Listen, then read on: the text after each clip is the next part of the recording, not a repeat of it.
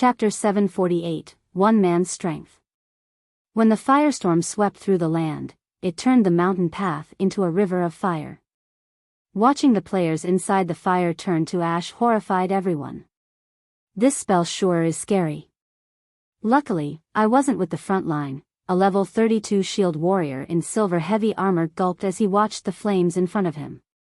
He had only been a thread away from losing his life. Had he taken another step forward, he would have died like the Guardian Knight who had been in front of him a second ago. The Guardian Knight had over 12,000 HP and had Protection Blessing and Magic Resistance Aura activated. The Guardian Knight had even received a Truth Shield from a Cleric and a Defense Blessing from an Oracle. Yet, said Guardian Knight still evaporated in a matter of seconds. Huh. Someone's heading this way. The heavy armored shield warrior suddenly discovered a figure charging straight for him. Someone actually dares to face us alone? Brothers, let's *CK him up, a level 32 berserker snarled as he raised his heavy sword. The berserker immediately received an enthusiastic response from his companions. They all took up a stance to welcome the approaching enemy. After the enemy toyed with them using the frost grenades, resentment filled these players' hearts. Now that a fool charged at them blindly, this was the perfect chance to let off some steam. The heavy armored shield warrior squinted, trying to see the figure hidden in the smoke. When he glimpsed Shifeng's general appearance, he shouted, terrified, "Wait! I think that's Black Flame." The dozen or so berserkers and shield warriors, who had activated charge, could not help their shock. However, as they had already activated their skills and were only a dozen or so yards away from Shifeng, retreat was no longer an option. Every one of them hardened their resolve as they aimed their most powerful skills at Shifeng. To Shifeng, however, these berserkers and shield warriors' attack speeds were simply too low. Moreover, these dozen or so players had already entered Shifeng's range. Now that Shifeng was in the Void Realm, his perception allowed him to see the attack trajectories of these dozen or so players with a single glance. Suddenly, Shifeng's footwork changed. Like a cool breeze, he swept through the pincer attack. As he passed these players, the killing ray in his hand left behind several streaks of dazzling blue light on their bodies. On the other hand, none of the enemy's swords and sabers even touched Shifeng. In seconds, over a dozen plate armor classes died, each dropping a weapon or piece of equipment as they fell to the ground. Over a dozen immortal souls flowed into the marking on Shifeng's hand. If these people had known that the players who Shifeng killed would lose their immortal souls, not being able to log into the game for a few days, in addition to the usual level and skill proficiency loss, they probably would have sacrificed themselves to the river of fire before letting Shifeng get near them. How is this even possible? Everyone from the Star Alliance, who watched from a short distance away, were dumbfounded as Shifeng finished off over a dozen players in a matter of seconds. They felt a weight that they had never experienced pressing down on them, their breathing growing haggard as a result. Previously, they merely thought that Shifeng was amazing and powerful. However, this kind of power was somewhat illusory for them. They did not fully understand it. However, only after facing this power themselves did they realize how massive a gap there was between them and Shifeng. Now that they realized Shifeng's true power, they nearly lost their grip on their weapons from fear. And although they tried to move, neither their hands nor their feet responded. Suddenly, everyone thought that their previous idea of overwhelming Shifeng with numbers was childish. By the time they returned to their senses, Shifeng had appeared right before them. In the next moment, numerous streaks of blue light bloomed on their bodies. There sure are a lot of people. As Shifeng glanced at the crowd of Star Alliance members blocking his way, he lifted Killing Ray and slashed downwards. Thundering flash. Suddenly, several lightning strikes slithered towards the Star Alliance players, leaving behind dazzling electric arcs in the air. With a single move, Shifeng gained dozens of immortal souls and cleared a path for himself. By the time the Star Alliance members reacted and tried to surround and contain Shifeng, he had already dashed into the crowd and began a slaughter. Chop! Earth Splitter. Thunder Flame Explosion. Skywheel Sword. Feng leisurely harvested the Star Alliance's lives, one after another. Despite the elite members throwing all sorts of control skills at Feng, who had activated the aura of space, none of these control skills had taken effect. As for the various attacks sent at him, with his movement speed, none of them even came close to hitting him. Frequently, onlookers watched bodies soar into the air, hitting the ground with a thud far from the Star Alliance's elite army. Those who watched were stupefied. Not only had Feng's onslaught slowed the Star Alliance's offensive, but he had also killed a large fraction of the Star Alliance's elites. Feng was unstoppable as he rushed through the Star Alliance's army. As Zero Wings members watched the slaughter, their fighting spirits burned within them as they joined the offensive. He's so strong. Black Flame can actually hold off the Star Alliance's assault by himself? Is he even a player? The players from the secret pavilion watching from afar were stunned. Feng's astonishing performance even aroused many of the pavilion's female players. Despite being surrounded by enemies, not only did Feng's rampage continue without pause, but he was also able to evade everyone's attacks in the limited space. This feat was immensely difficult.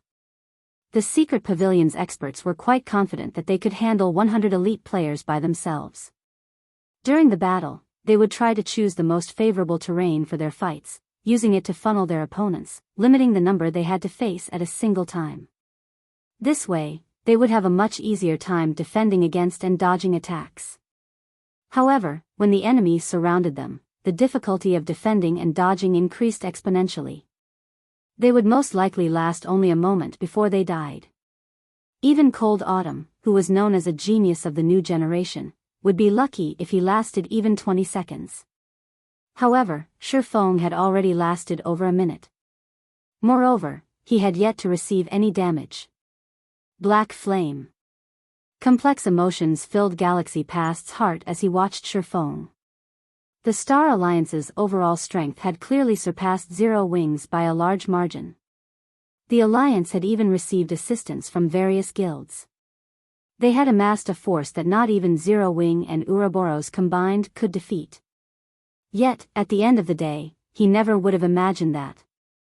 In this war, involving hundreds of thousands of elite players, Zero Wing grasped the outcome, dominating simply because they had Feng on their side. It should have been impossible for a single player to change the outcome of a major guild war, yet at this moment, that is exactly what had happened. Moreover, this domination occurred right before his very eyes. This will end now. Killing intent flashed in Galaxy Past's eyes as he lifted his great sword and charged at Feng, shouting, "Everyone, attack him as one." Even Twilight Echo's guild leader, Glorious Echo, took action. Over 100 experts also circled to Feng's back stealthily. Chapter 749, Wargod Possession. Galaxy Past finally can't endure it. Yuan Tixin could not help but smile as he watched Galaxy Past, who rushed at Feng. Although it was impossible for Feng to wipe out the Star Alliance's army, even if Galaxy Past let the swordsman be, doing so would wound the Alliance's morale severely. If Galaxy Past did not stop Feng's unrestrained slaughter, the elite members' opinions of their guild might hit rock bottom. When Ouroboros' army arrived, the Star Alliance would truly be finished. However, with this opportunity, Yuan Tixin would finally see Feng's limits. During the battles against Sky and Red Feather, Feng had shown rapid improvements to his combat power. Initially, Yuan Tixin merely thought that Feng's stunning performances against Sky and Red Feather were a result of his overwhelming attributes. However, after seeing Feng last so long while surrounded by elites, yet not receiving any damage, this was no longer a matter of superior attributes. Without stepping into the Void Realm, which allowed one to perceive one's environment as if it were a part of their own body, it was impossible to dodge so many spell and arrow attacks coming from behind accurately. Yuan Tixin suddenly realized something that made his skin crawl. The secret pavilion had collected plenty of information regarding Zero Wing's guild leader, Black Flame. Yuan Tixin, himself, had read the reports on Black Flame multiple times. In the beginning, Black Flame had gained his fame in Star Moon Kingdom through his identity as a forger, earning himself the title of Star Moon Kingdom's chief forger. However, as Black Flame began to appear in battle, everything had changed. Black Flame had relied on absolute strength to defeat his enemies. Through his achievement of killing his enemies with a single hit, he had gained the title of One-Hit Asura. However, Black Flame's performance had been a result of his excellent equipment and very high basic attributes. As for his combat standards, he was merely a top-tier expert in the eyes of the general public. He had not even been a match for Cold Autumn when it came to combat standards. He was only someone with a wealth of combat experience.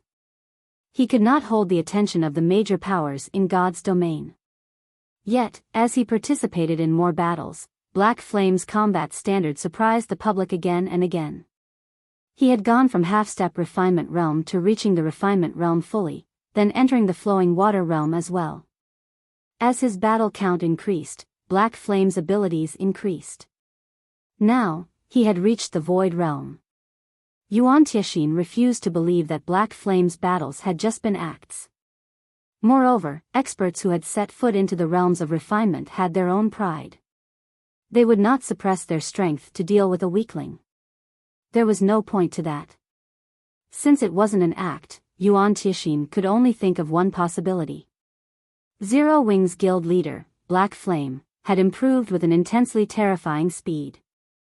Compared to the horror of Black Flame's basic attributes, his growth was what truly frightened people.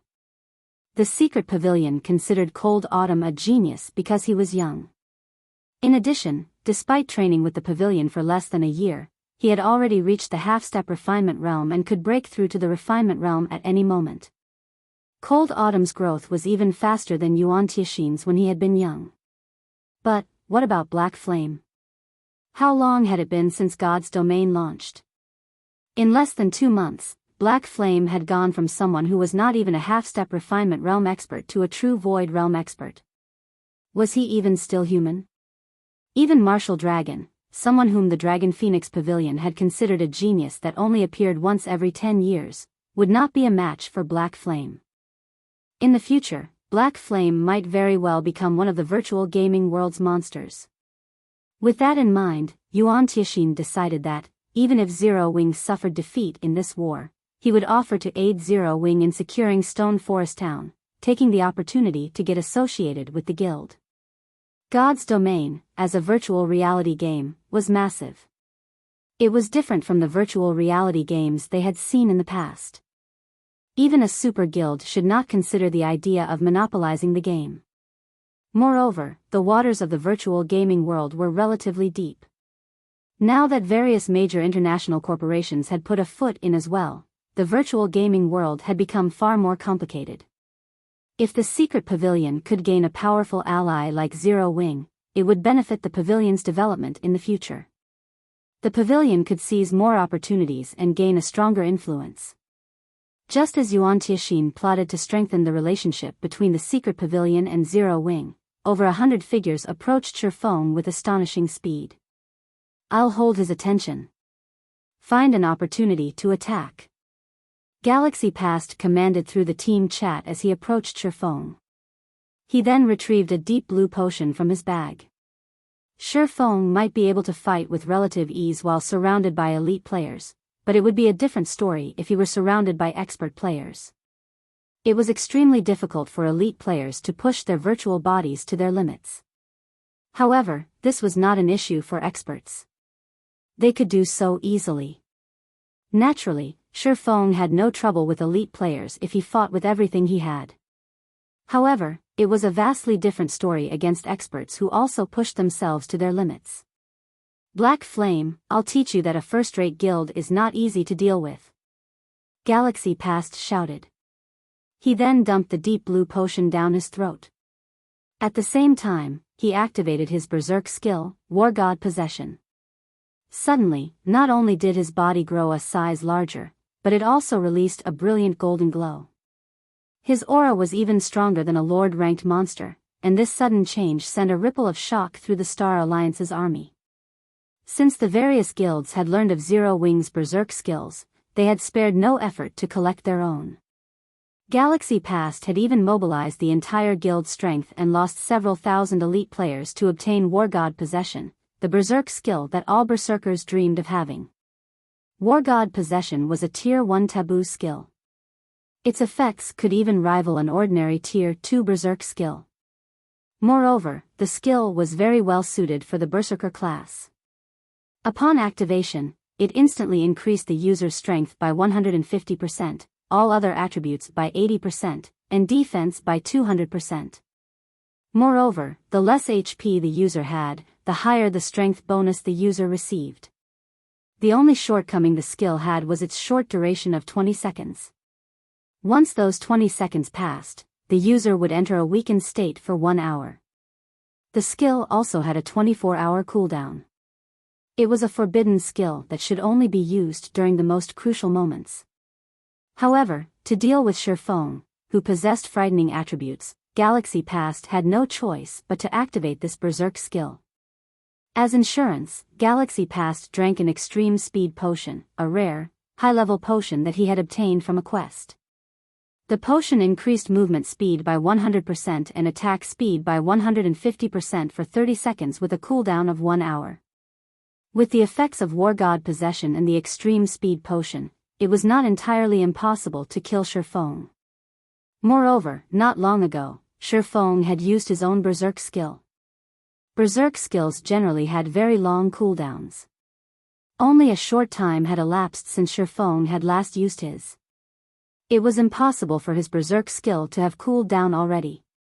Without a Berserk skill, even if Shifeng's attributes were more powerful, he was not a match for Galaxy Past, who had activated a Tier 1 taboo skill. Black Flame. It's time you know what it feels like to have your attributes overwhelmed. Galaxy Past activated Charge and appeared before Shifeng like a ghost. With a malevolent smile, he swung down his dark gold-ranked greatsword, Weeping Silver, violently. Boom! When Weeping Silver descended, an explosion shook the area. The ground beneath Shifeng's feet shattered, revealing long sword marks. A level 32 shield warrior, who had accidentally collided with the sword aura, lost his life instantly. Galaxy Past's horrific power caused everyone to shudder. Chapter 750, Berserk. Galaxy Past's performance shocked every player who saw it. Nobody had ever imagined that Galaxy Past was so powerful.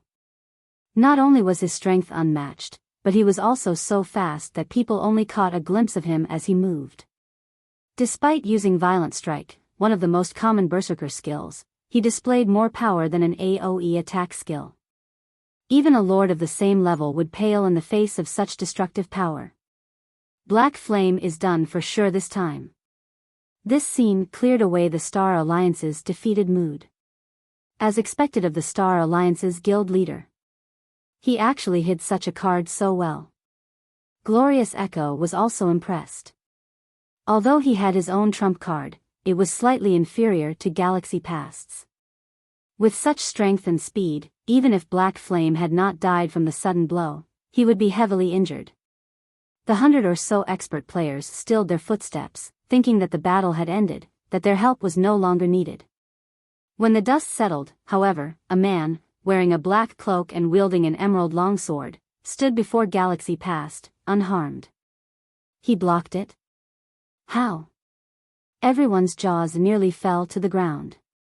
Shifeng had actually blocked Galaxy Past's attack, which had been stronger than a lord's. Everyone had thought that Shifeng might evade the attack, but never had they thought Shifeng would block it with his sword. Moreover, Shifeng was still unscathed. Only the ground beneath his feet had fragmented, the cracks spreading out across 5 yards in every direction. From the state of the ground, they knew how heavy Galaxy Past's Violent Strike had been. Such immense strength. Shifeng felt his hand, which held on to Killing Ray, go numb. Although he had sensed Galaxy Past charge at him, he had not expected the Berserker's strength and speed to increase by so much. With that kind of speed, it had been too late to dodge. If not for his perception of his environment having sharpened, he would not have executed parry in time to block Galaxy Past's attack. Parry was considered one of a swordsman's life-saving skills. It could neutralize one instance of damage coming from ahead of the user. However, the user would not be exempt from the impact. If Galaxy Past's attack had struck Shifeng's body, even with his high defense and his HP being over 14,500, he would not have died, but he wouldn't have had much HP left either. I want to see just how many life-saving skills you possess. Seeing that his surprise attack had failed, Galaxy Past swung Weeping Silver and executed Horizontal Slash. Not only did Horizontal Slash have a larger attack range than Violent Strike, but it was also significantly faster. With the boost from the Extreme Speed Potion, Weeping Silver transformed into a streak of silver light as it shot toward Shifeng. Galaxy Past completely disregarded his own safety, revealing all sorts of weak points as he attacked. He was fully intent on trading Shifeng a hit for a hit. In response, Shifeng used silent steps and avoided the devouring white light. Reappearing behind Galaxy Past, he swung Killing Ray down on the Berserker. While using a skill, players were highly susceptible to revealing weak points if they were not adept with a skill's movements. Galaxy Past experienced this for himself. Transforming into a streak of electric blue light, Killing Ray descended with frightening speed. Even if Galaxy Past had wanted to block the attack, it was too late. However, as if he had expected this, Galaxy Past immediately executed Whirlwind Slash, spinning with his greatsword. He ignored the blue light descending towards him, fully intent on trading damage for damage. In terms of strength, Galaxy Past had an absolute advantage. Hence, if they traded blows, Galaxy Past would come out victorious. Shifeng had no intentions of granting Galaxy Past's wish. With a thought, he activated Defensive Blade. Boom! The blue light slammed into Galaxy Past's body, stealing over 2,300 of the Berserker's HP. Meanwhile, although Weeping Silver found its mark, Shifeng's Defensive Blade blocked the damage. Such high defense. Shifeng clicked his tongue. He wielded the epic weapon, Killing Ray. His one-handed sword mastery had even reached the basic Sword King standard, which increased his damage with the one-handed sword by 80%. He could easily finish off a cloth armor class of the same level with a single hit. Yet, his attack had only inflicted around -2,300 damage. Galaxy Past currently had 21,000 HP, Shifeng's single attack had merely devoured slightly over 1/10 of his HP. Just as Shifeng intended to get a few more hits in, he noticed a Guardian Knight's protection blessing suddenly enveloping Galaxy Past. A Cleric's Truth Shield and an Oracle's Defense Blessing also fell over the Berserker. A healing light touched Galaxy Past's head, instantly recovering his HP to full. Quickly, Shifeng brandished Killing Ray and launched a barrage of attacks. However, all he managed to do was shatter the Truth Shield. He was still short of shattering the Defense Blessing. An Oracle's Defense Blessing and a Cleric's Truth Shield were different. The Truth Shield could protect the target's entire body, and the caster's mana determined how much damage it could absorb. Defense Blessing, on the other hand, could only block attacks coming from one direction. However, the target's maximum HP determined how much damage it could absorb. A Tier 1 Defense Blessing could absorb damage equal to 30% of the target's maximum HP. Since Galaxy Past had 21,000 HP, a Defense Blessing cast on him could absorb over 6,000 damage. Shifeng frowned slightly. They were currently surrounded by members of the Star Alliance. If Shifeng were facing an elite MT, even if said MT activated Shield Wall, he was confident that he could finish off the MT quickly without giving the healers a chance to heal him. Now, however, Galaxy Past's defense was simply too high.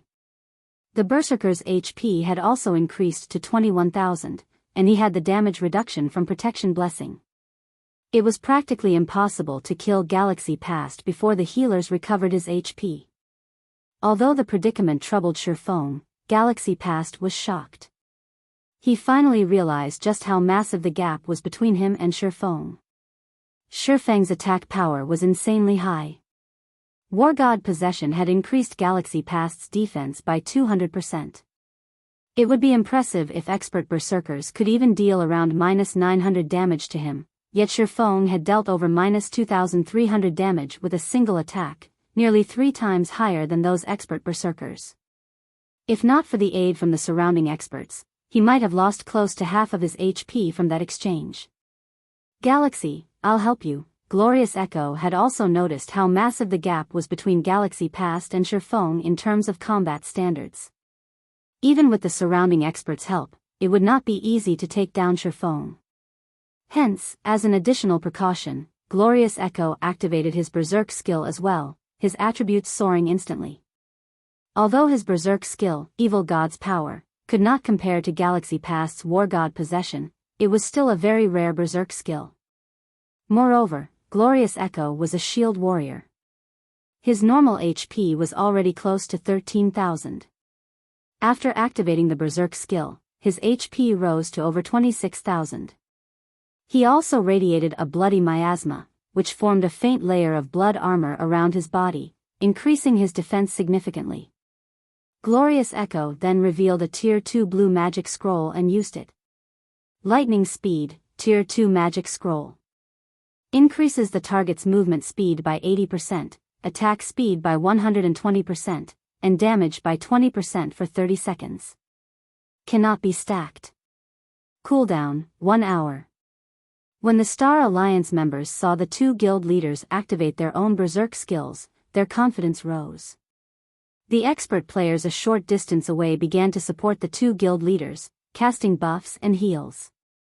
At this moment it was practically impossible to kill Galaxy Past and Glorious Echo. Black Flame, today will be the day you die. Glorious Echo used charge, following up with a Justice Roar and releasing a dazzling glow as he forced Shifeng to focus on him. If he didn't, Glorious Echo's strength and speed would increase significantly, and killing Shifeng would become much easier. Yet, as soon as Glorious Echo arrived before Shifeng, he discovered that Shifeng was smiling. That smile told him 2 things: everything was under Shifeng's control, and they had foolishly jumped into Shifeng's trap. Heavenly Dragon's Power. Suddenly, numerous golden dragon scales covered Shifeng's body, the strength of his aura rising exponentially. It felt like they had woken an ancient beast, and one could not help but shiver when this aura swept over them. Chapter 751, Ancient, Broken Sword. Crap. He still has a Berserk skill. Galaxy Past was shocked.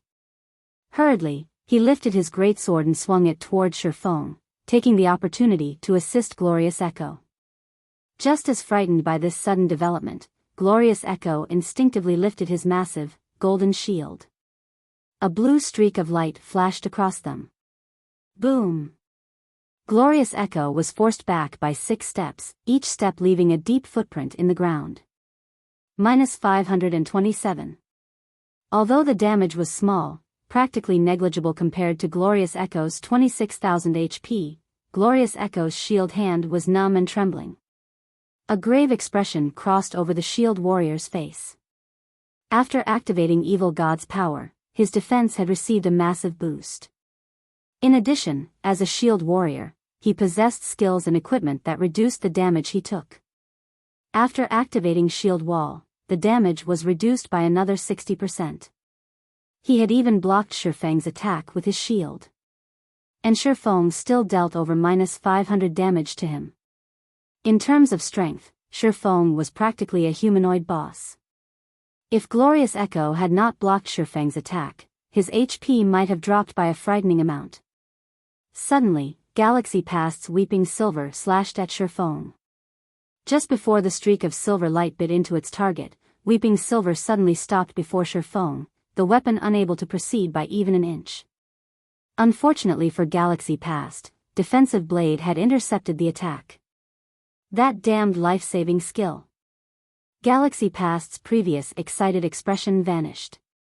He had forgotten that Shifeng's Defensive Blade was still in effect. Shio! This time, a streak of blue light bloomed on Galaxy Past. A damage of -2,054 points appeared above Galaxy Past's head, shocking the Berserker. Hurriedly, Galaxy Past brandished his sword in an attempt to block Shifeng's follow-up attacks. When Shifeng brandished Killing Ray, none of them could even see the sword's afterimage. They could only see the faint blue arcs of lightning that trailed after the epic weapon. Numerous blue lights streaked across Galaxy Past's body. Although Galaxy Past was very fast thanks to the extreme speed potion, he was a berserker. Even after drinking the potion, he was only slightly faster than Shifeng. When Killing Ray's lightning effect triggered, Galaxy Past could not see the weapon's attack trajectory at all. Despite his desperate attempts to defend himself, Galaxy Past only avoided a few of Shifeng's attacks. -4,719. -1,984.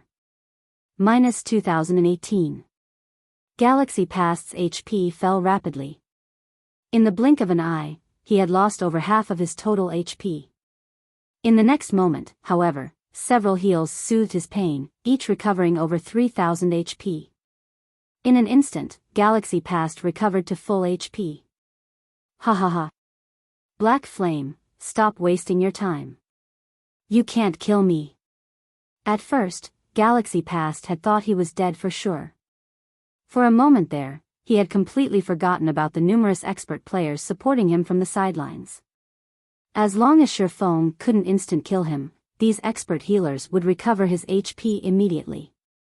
Knowing this, Galaxy Past's confidence grew.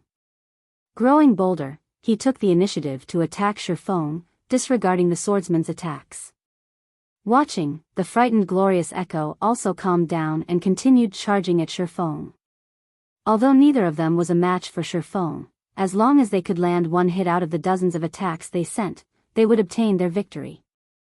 With both of them having such high defense and protection blessings, I won't be able to kill them within a short time. Sure enough, Heavenly Dragon's power alone won't be enough. Shifeng sighed. Suddenly, he leaped and broke away from the two guild leaders. He's trying to escape. Stop him. Galaxy Past shouted as Shifeng fled. His Wargod possession had a very short duration. If he could not defeat Shifeng within that duration, they would definitely lose this fight. Hearing Galaxy Past's command, the Shield Warriors and Guardian Knights activated their life-saving skills and rushed at Shifeng.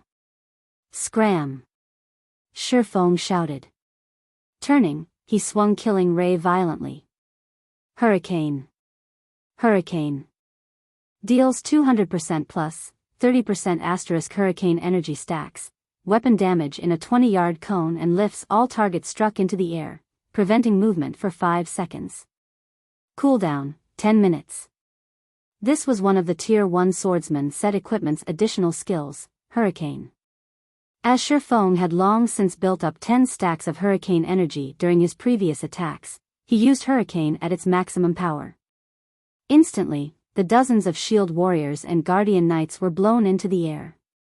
Despite these players having activated Shield Wall and Protection Blessing, they still received over -15,000 points of damage.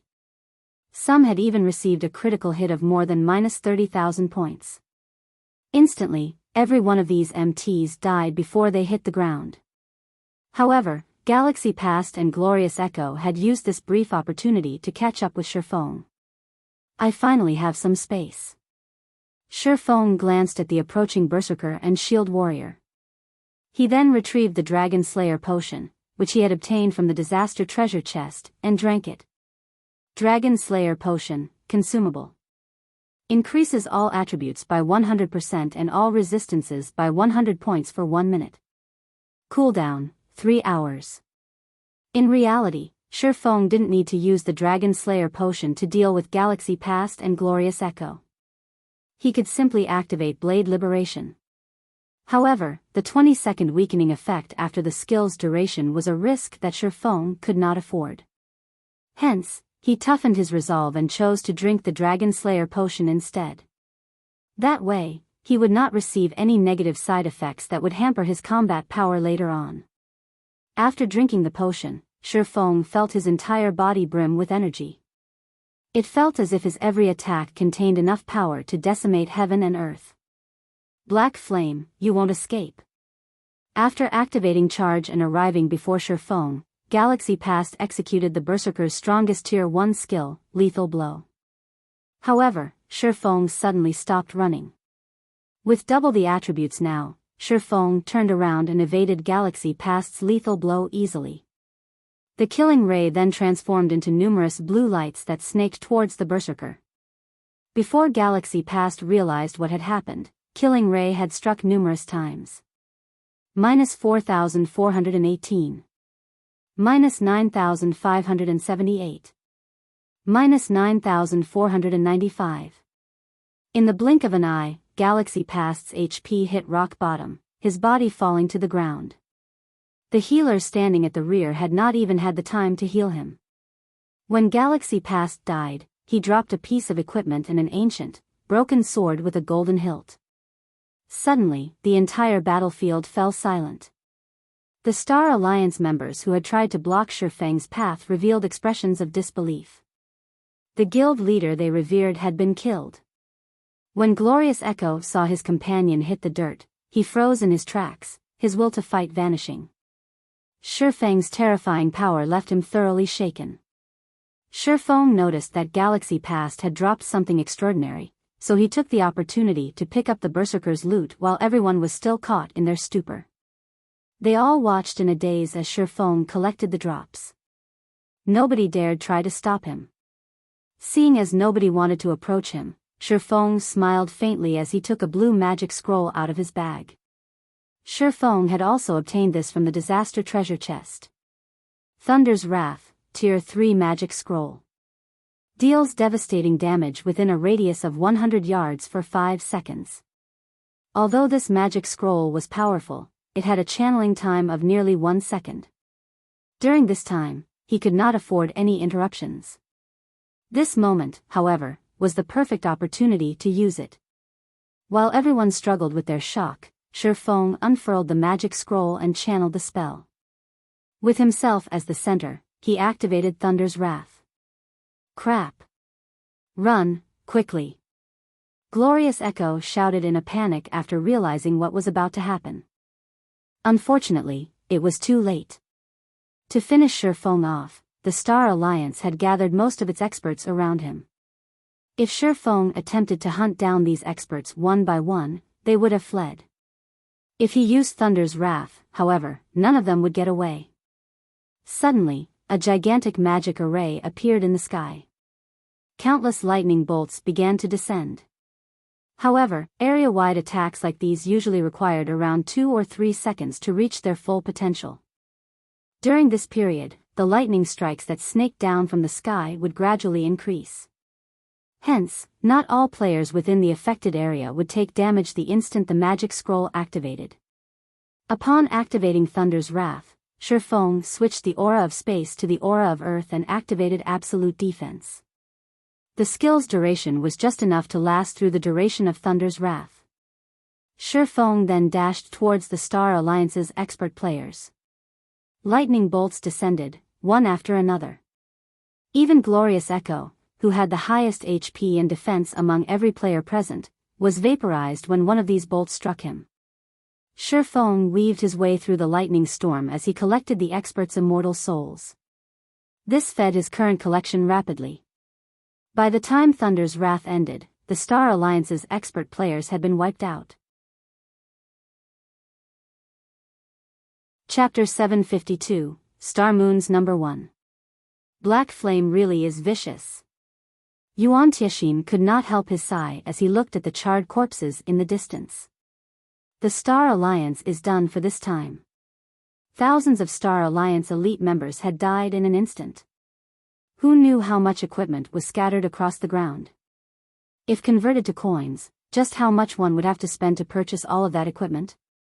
To the Star Alliance, however, the lost items were only secondary. To deal with Black Flame, the Star Alliance had gone all out and sent most of its experts to surround Shifeng.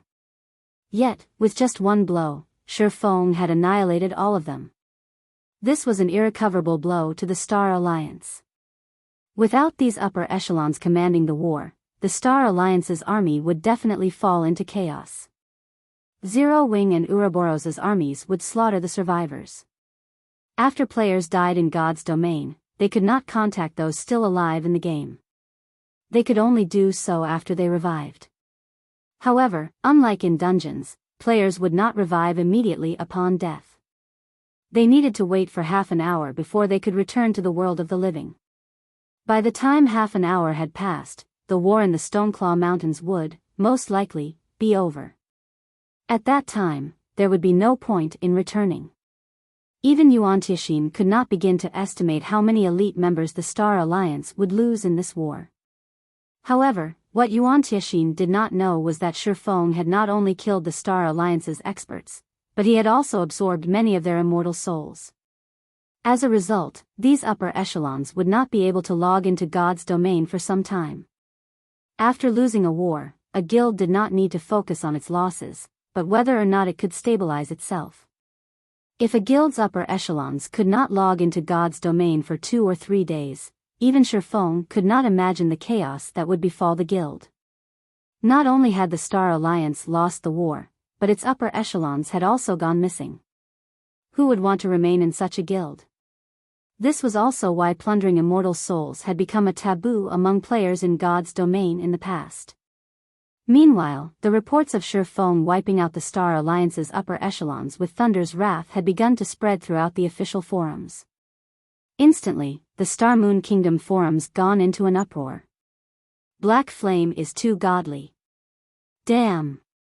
Black Flame can win, even surrounded by enemies? Is he even human? If Zero Wing has such an expert, it won't have any problems growing stronger. Please, carry me. Please accept me as your disciple, God Black Flame. Although I've just joined God's domain, I am going to join Zero Wing no matter what. Only minutes after Black Flame's battle video posted, it had been upvoted to the #1 spot on Star Moon Kingdom's forums. Meanwhile, the majority of the kingdom's players desperately wanted to join Zero Wing. Aside from focusing on Black Flame, players had also grown curious about Zero Wing's other experts and had begun to investigate the guild. The moment they checked, however, they were frightened. Zero Wing had 3 people who had reached the 8th floor of the Divine Colosseum's Trial Tower. If one were a veteran player in God's domain, they would be very enthusiastic about the Divine Colosseum's Trial Tower. The Trial Tower had become an important indicator for players' comparisons against each other. For players new to God's domain, it was practically a dream to clear even the 1st floor. As for veterans, reaching the 3rd floor was their limit, whereas elite players could roughly reach the 4th floor. Meanwhile, ordinary players already considered elite players experts. When forming a party to raid a dungeon, any party that had an elite player would be the envy of others. An elite player could increase the party's overall strength, making it a piece of cake to clear a hard mode party dungeon. As for the experts who had reached the 5th floor, ordinary players looked up at them as if they were stars. A city would only have several hundred experts, some even had less than 100.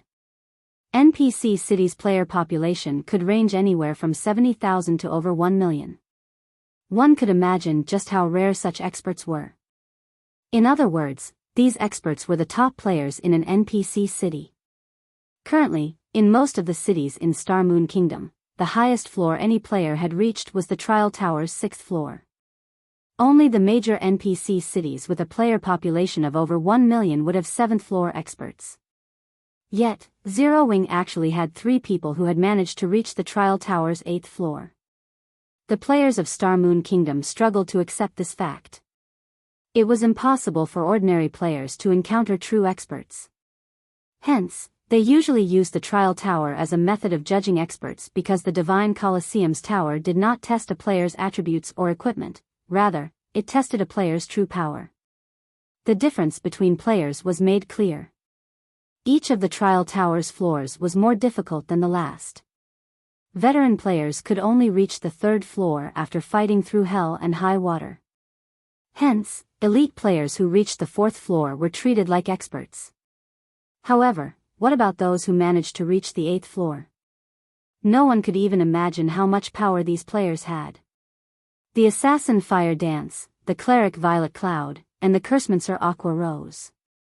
Beneath them were quite a few 7th floor experts such as the Berserker Rampant Blade, the Berserker Shadow Sword, the Guardian Knight Kola, the Shield Warrior Yi Wumian, the Ranger Minor Wind, the Assassin Flying Shadow, the elementalist Su Qianlu, and the cursemancer Blackie. Zero Wing also had many sixth-floor experts. Only after a detailed investigation did anyone discover that Zero Wing housed so many top-tier experts. Zero Wing is simply spectacular. There are actually so many experts in a single guild.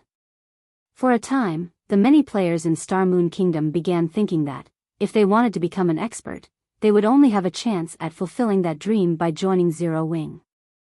After all, wasn't Zero Wing's guild leader Star Moon Kingdom's top expert? Aside from Aqua Rose, who used to be in Twilight Echo, nobody had ever heard of Zero Wing's experts before the guild established. After some research, they discovered that these players had undergone a heaven-defying change after they had joined Zero Wing. This discovery made many players who had withdrawn from Zero Wing to join other guilds regret their actions dearly. They had begun from the same starting point, yet because of their unfortunate decision, their past companions had become the experts that they revered. Inside the Stoneclaw Mountains. After Thunder's wrath dissipated and the Star Alliance's upper echelons were dead, chaos descended on the Alliance's elite army. The guild's elite players scattered, fleeing in all directions and discarding their attempt to charge towards Zero Wing's blockade. Moreover, Ouroboros's army had finally caught up and had begun to trap the Alliance's elite army. As Shifeng had activated Heavenly Dragon's power and had drunk the Dragon Slayer potion, he could not idle and let the effects go to waste. He charged into the Star Alliance's elite army and began slaughtering players like a ferocious beast. On the other hand, none of the Alliance's elite members showed any will to defend themselves. They only wanted to escape the Stoneclaw Mountains. As Shifeng massacred the Alliance's elite members, the system notification he had long awaited for finally arrived. System, congratulations. You have collected 10,000 immortal souls. Rewarding basic tyrant title. Chapter 753, Title, Sword King. I've finally finished this quest. Shifeng breathed a sigh of relief when he saw the system notification before him. Although it was not difficult to kill 10,000 players in the timeframe Charlene had set, it would be very time-consuming if he had gone out of his way to do so. Where would Shifeng, who already had his hands full with his own tasks, find the time to hunt random players? Now that he had completed the epic quest, Immortal Crown, the weight bearing down on Shifeng's heart lifted significantly. After all, he still had an extremely deadly legendary quest waiting for him. Lord of Balrog's Fall. If he did not gain the promotion to Tier 2 quickly, only death awaited him. Failing an epic quest would partially cripple a player. However, there was still a chance to recover from the blow. A legendary quest, on the other hand, was different. If failed, the penalty would render the player's account useless. In the past, even though many players had encountered the opportunity to undertake a legendary quest, they had hesitated for a very long time before making a decision. There were multiple known instances where players, who had not been strong enough, had accepted a legendary quest. In the end, they had to delete their accounts and start all over again. Hence, in the past, many players had chosen to pass on the opportunity to challenge a legendary quest, either challenging it later or selling the quest's information to stronger, bolder players. A legendary quest's rewards were incredibly bountiful. Normally, they would reward either a fragmented legendary or legendary item. These were invaluable to a player, and they could push a player's combat power to the next level. Hence, one could gain quite a profit by selling information about such quests. In the past, many players who had known that they were too weak would sell these legendary quests to large guilds, earning coins or items to strengthen themselves instead. Others had scolded these players for being foolish. After all, just how much of a boost would a legendary item offer a player? Even so, many people had still envied such players. After all, it was extraordinarily difficult to complete a legendary quest as an individual. Obtaining one or two pieces of epic equipment without bearing any of the risks that came with a legendary quest definitely made it a worthwhile trade. A bird in the hand is worth two in the bush. A small advantage was more beneficial than a massive risk. Improving one's strength was the priority. However, a legendary quest was not as easy as an epic quest. Epic quests were similar to epic items in God's domain, while legendary quests were similar to legendary items. Although epic items were very high-end, they would gradually become commonplace among the general populace. A legendary item, on the other hand, would remain a rarity. Not many players would ever encounter one without heaven-defying luck. Moreover, the players' decisions to sell the legendary quests had been proven a wise one because, among the large guilds that had purchased these quests, 90% of them had failed to complete their legendary quests even after suffering tremendous losses. Many of those guilds' experts had been forced to start all over again. Shifeng knew of a few legendary quests he could pick up. However, he wasn't quite strong enough right now, so he would not try to take these quests on just yet. Yet, Shifeng never imagined that the legendary quest that he tried so hard to avoid would come looking for him instead. Basic Tyrant title? Shifeng was reminded of the Tyrant Bear Kola when he saw this new title. In the past, Kola had ranked at the top among the MTs in Star Moon Kingdom. However, this achievement had not been due to his excellent combat techniques, rather, it had been his title. That title was Tyrant. However, Tyrant Bear Kola had never revealed his title's origin in the past. Now, Shifeng finally understood how he obtained it. Basic Tyrant title. When title is in use, Fortitude plus 30, maximum stamina increased by 20%, and all attributes increased by 5%. Requires 100,000 immortal souls to upgrade by 1 level. What a powerful title. Shifeng was stunned. This was only the basic rank Tyrant title, yet, not only did it already increase a player's fortitude by 30 points, but it also increased their maximum stamina by 20%. Just how powerful were the intermediate and advanced Tyrant titles? Both fortitude and stamina were hidden attributes. In the past, many people had paid massive prices to add just 1 point to their hidden attributes. Yet, one could obtain both stamina and fortitude from just a single title. Not to mention, the Tyrant title also increased a player's basic attributes. In God's domain, although basic attributes were important, hidden attributes were far more powerful. It was especially true for expert players. Fortitude could reduce the consumption of a player's stamina and concentration, whereas stamina could extend the time a player could spend in battle. Fights between experts of similar strength almost never ended in a short amount of time. Eventually, it would become a competition of stamina and concentration. Whoever could outlast the other would be the winner of the fight. Shifeng had only managed to obtain 10 fortitude points after taking the risk to open the disaster treasure chest. Even so, this meager amount had thrilled Shifeng. Now, if he used the basic Tyrant title, he could obtain 30 fortitude points and increase his maximum stamina by 20%. If he encountered an opponent of roughly equal or greater strength in battle, he could definitely fight a battle of attrition and slowly wear down his opponent. This was why, despite Kola being the MT of only a second-rate guild, he had been able to push his way through the many obstacles in his path and become one of Star Moon Kingdom's top MTs. In fact, as one progressed in the game, fortitude and stamina were also extremely important when raiding a large-scale team dungeon because the bosses inside these dungeons demanded much of one's stamina. More often than not, raids would fail not because the bosses inside large-scale team dungeons were overwhelmingly powerful, but because the players raiding these bosses would collapse from exhausting their stamina.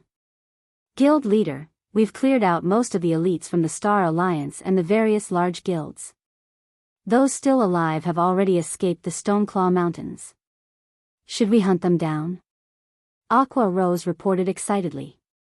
This war had truly been a pleasurable one. They had even beaten a massive threat like the Star Alliance to a pulp. Even if the Star Alliance tried to rope the other large guilds to join hands and capture Stone Forest Town in the future, no one would work with them. No need for that. Everyone's tired from the war. Let's tidy up the battlefield and tally our gains and losses, Shifeng said, shaking his head. When players left the Stoneclaw Mountains, they could use a return scroll to teleport to their respective cities. It would be impossible to pursue these players even if they wanted to. Moreover, they had already achieved their main goal in this war. In the future, any guild would have to consider their decisions carefully before trying to lay a hand on Zero Wing. Shi Feng left the post-war report to Aqua Rose and the others to manage. After all, he had something more important to deal with right now. He needed to look for Charlene and turn in his quest. Shi Feng was already dying to receive the reward for the immortal crown. As Shi Feng took off to turn in his quest, a huge incident rocked Star Moon Kingdom. The secret pavilion had updated its God's Domain experts list. This time, the update had rendered many experts throughout God's Domain speechless, none of them daring to believe the truth of what they saw. The God's Domain experts list was a very credible ranking list in God's Domain. Experts who ranked on it were all considered extraordinary players. Particularly, the top 500 rankings very rarely saw any fluctuations. It was very difficult to climb the ranks once a player entered the top 500. Meanwhile, since the first publication of the God's Domain experts list, the top 100 had never changed. This time, however, someone had finally broken that record. Moreover, not only had someone climbed the ranks, but their title had also changed. God's Domain experts list rank 51, Black Flame. Class, Swordsman.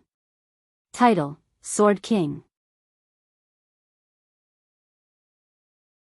Chapter 754, Famous throughout God's Domain. Every one of the experts within the God's Domain experts list's top 100 had been a famous expert in the virtual gaming world for many years.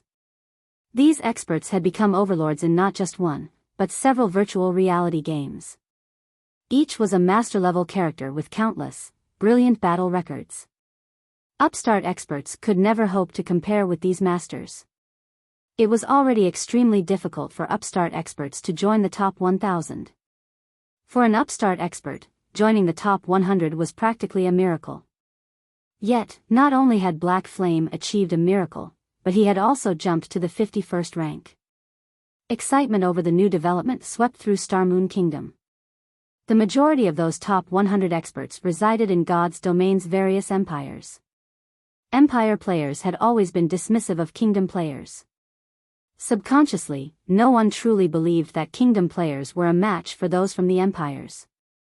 Yet, Black Flame, who came from Star Moon Kingdom, had managed to rank 51st on the experts list. Star Moon Kingdom's players were bursting with pride. The secret pavilion is certainly trying hard to flatter this upstart expert, raising his rank to 51 just after a single guild war. Is he someone from the secret pavilion's son? That's right. Didn't he just lead an upstart guild to victory against a first-rate guild? That has happened many times before in other games, yet I've never seen the pavilion change the ranking list so drastically. The top 100 experts have experienced victory in dozens of great wars. The secret pavilion is just favoring Star Moon Kingdom's players. There is definitely something fishy about this. Black Flame's title just as absurd. He's actually calling himself a Sword King. Does he really think he is the king among sword users? Every other swordsman player in the top 100 could easily beat him to a pulp. As the God's Domain experts list updated, many players from other kingdoms and empires voiced their complaints about the latest change. They all felt that the secret pavilion over-exaggerated Black Flame's achievements. Many of these players were also miffed that an upstart player had surpassed the godlike experts they had looked up to so easily and were skeptical about the secret pavilion's judgment. However, the secret pavilion couldn't be bothered to explain itself. They didn't need to waste their time mincing words with fools. Shi Feng's battle video was evidence enough. If these players still could not understand, then there was a problem with their intelligence. Trying to explain further was pointless. If Shi Feng had not displayed the combat standards of a Void Realm expert, the secret pavilion would not have granted him the 51st rank. When the other top-tier experts saw this development, they realized that Black Flame was someone who demanded their attention. It was especially true for the top 100 experts. There were 3 thresholds for all ranking lists the secret pavilion published. Only the pavilion itself and very few experts knew exactly what these thresholds were. The first threshold was the top 400. If an expert had yet to set foot into the realms of refinement, then regardless of how brilliant they performed in a game, they would never reach the top 400. If an expert were ranked among the top 400, then it proved that this expert had already set foot into the realms of refinement. This was why Shifeng had only ranked 481st, based on the Secret Pavilion's previous investigation. Shifeng had not yet entered the realms of refinement. He had only reached the half-step refinement realm. Otherwise, Shifeng would have had a higher ranking. The second threshold was the top 200. Experts outside of the flowing water realm should not even dream of entering the top 200. Even with the most brilliant of performance, the best rank they could achieve was 201. The third threshold was the top 100. Only those in the void realm could earn one of the top 100 ranks. As Shifeng had shown that he had reached the void realm and had defeated the well-known Sky, his rank instantly jumped to 51. Otherwise, the best rank Shifeng could achieve was around the 80s or 90s. An expert's position on the God's Domain ranking list was not determined by just their strength. Instead, experts ranked based on their performance and battle records in a game. If experts ranked according to strength, then many of the experts on the ranking list would qualify for any positions. If an upstart expert managed to reach the 401st rank on the God's Domain experts list, God's Domain's top powers would, at most, spare that player a glance, making a note of their existence. They would not consider that person important in the least. Now that Shifeng had joined the top 100, however, this sudden development forced the major powers to acknowledge him. 51st. Black Flame is truly interesting. Phoenix Rain's beautiful eyebrows lifted slightly as she read the God's Domain experts list. He certainly knows how to hide his strength. I had actually failed to notice his true combat standard. It seems that he had not defeated Martial Dragon by luck alone. Previously, Shifeng had merely been a minor character in Phoenix Rain's eyes. He had just luckily obtained some top-tier equipment. At most, he would only reign supreme for a short time. However, it was a different story if Shifeng had reached the Void Realm. Even Phoenix Rain would have no choice but to treat Shifeng as an equal. With the experts list's latest update, God's Domain's top-tier players understood one thing: another Apex expert had appeared in the virtual gaming world. Star Moon Kingdom, White River City. As soon as Shifeng returned to the city, he discovered that a constant stream of players arrived through White River City's teleportation hall. Moreover, these players' average level was quite high, with the lowest among them being around level 30. Although they were not at the standard of a guild elite player, they were considerably high-leveled among ordinary players. Meanwhile, as these players arrived, they immediately asked around for directions to Zero Wings Guild residence. "Little brother, do you know where Zero Wings Guild residence is?" A thin man approached Shifeng, asking politely. This man looked to be in his 40s and wore a blue mage's robe. Behind this middle-aged man were 5 other people. All 5 were level 30, and their equipment was level 25 mysterious iron rank at the very minimum. In a guild, these players could definitely join the elite members. Unfortunately, their levels were slightly off the mark. However, independent players did not have the same advantages as guild player. Independent players did not have access to various benefits that a guild offered. They had no choice but to invest some of their time in other aspects. Hence, their leveling speed was slower than guild players. Shifeng currently hid under his black cloak and had reverted to his original appearance. Both his level and equipment were also hidden. Hence, no one recognized him. When Shifeng glanced at this group of players, his eyes instantly lit up with an excited light. The person speaking to him was actually Silent Years, who had been a top-tier expert in his previous life.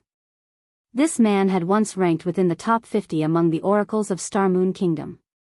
He had even reached the top 10 during his peak. "Big brother Silent, this person is wearing Zero Wings emblem. He's from Zero Wing," the female elementalist beside Silent Years said awkwardly as she jabbed her finger at the oracle. Suddenly, Silent Years jerked, realizing this. As he had walked up to Shifeng from behind, he had not noticed the guild emblem on the swordsman's chest. To think that he had actually asked a member of Zero Wing whether or not they knew where the guild residence was. Zero Wing's residence is on the city's central street, Shifeng said casually, not minding the oracle's awkward question.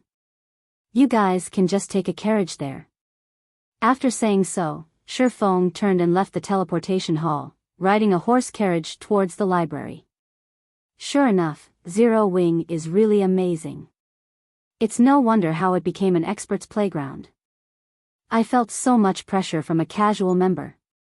It seems that we have not wasted a trip. We must join Zero Wing, Silent Years stated as he watched Shifeng's departing figure, reverence on his face. His evaluation of Zero Wing increased substantially. Shifeng had not realized that his casual response had increased Silent Years' reverence of Zero Wing. Chapter 755, City Promoted. Horse carriages rattled up and down White River City streets. As Shifeng rode comfortably in one such carriage, he could feel the tremendous changes that had swept through the city. More horse carriages moved along the streets than before. Moreover, there were more varieties of carriages now. God's domain evolved over time. Similarly, NPC cities also changed as time passed. Nothing would stay the same forever. Ordinary players might not think much of the number or variety of horse carriages, but to Shifeng, who had played God's domain for over a decade, these changes symbolized the city's prosperity. How could one determine how prosperous a city was? The most basic criterion was the city's horse carriages. It was similar to the cars in a city in reality. In small cities, not only were there fewer cars, but high-class cars were also very rare. In big cities, however, traffic jams were common. One would also see high-class luxury cars all over the city. God's domain cities were similar in this aspect. When an NPC city's player population increased, to satisfy the player's needs, the main God system automatically increased the number of horse carriages within the city, allowing more convenient travel. Meanwhile, as players consumed more in a city, the system would also release advanced horse carriages. These advanced horse carriages charged more but were much faster.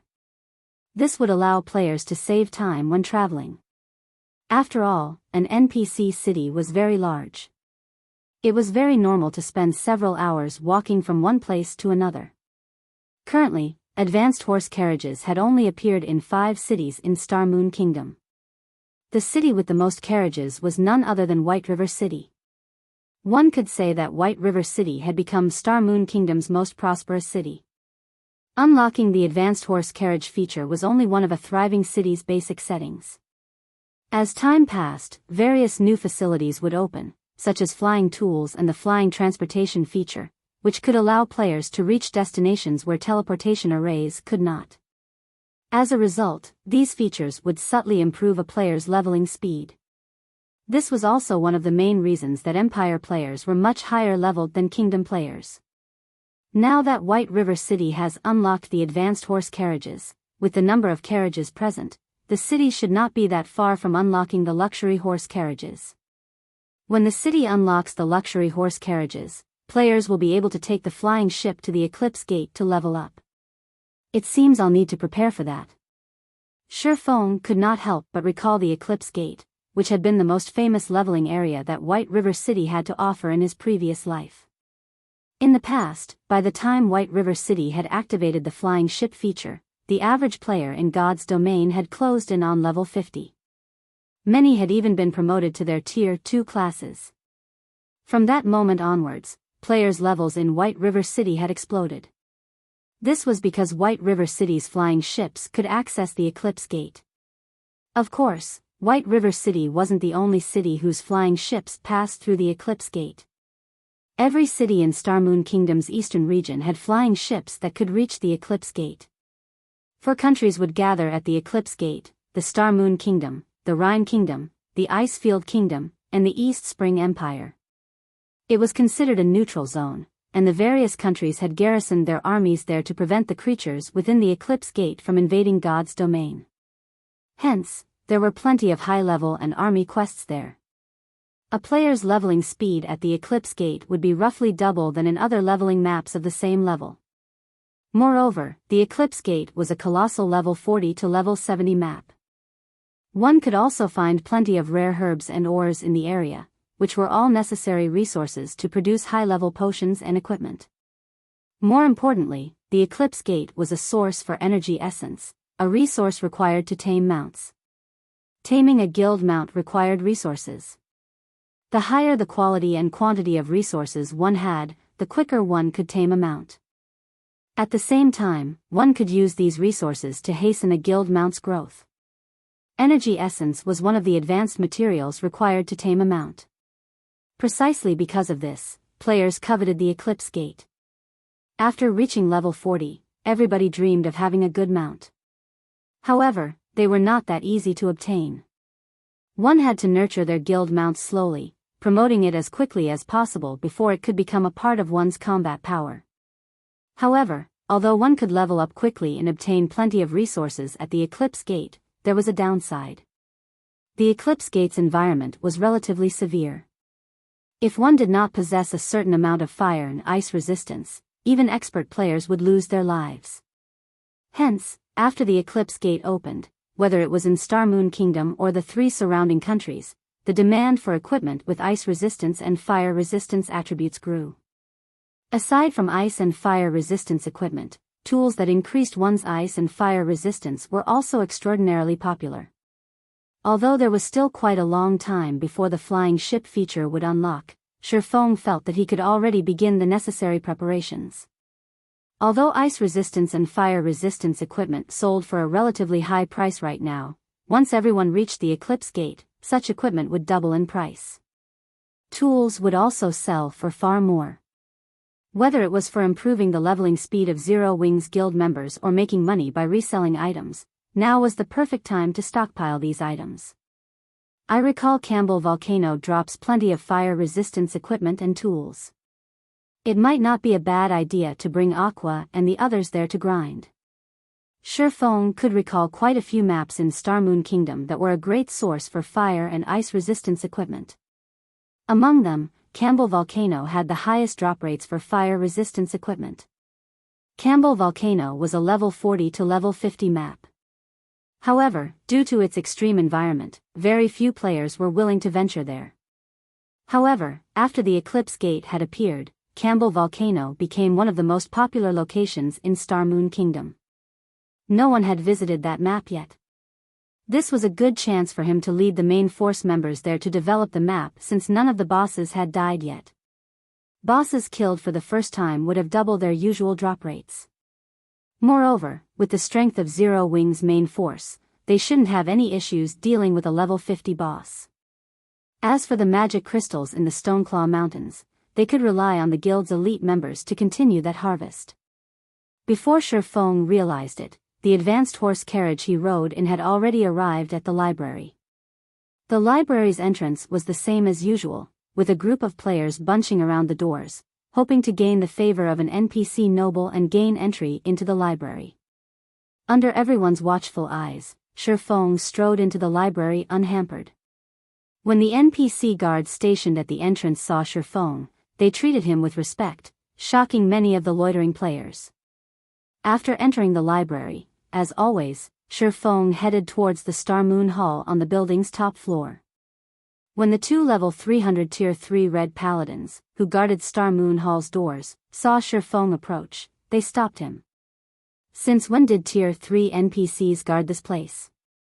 Shifeng was surprised. Tier 4 NPCs were already overlords in White River City.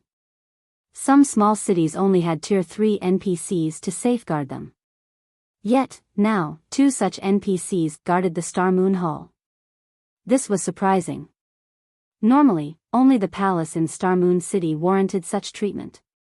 Without permission, outsiders are not allowed to enter, the level 200 Red Paladins said as they blocked Shifeng's path with their spears. Suddenly, however, a clear, crisp voice floated out from the hall. Let him in. When the 2 level 200 Red Paladins heard this, they immediately retrieved their spears and opened the doors, allowing Shifeng entry. Chapter 756, Fief. Compared to Shi Feng's previous visit, a new, large collection of ancient books filled the Star Moon Hall. Some of these books even radiated mana that could rival Tier 4 magic scrolls.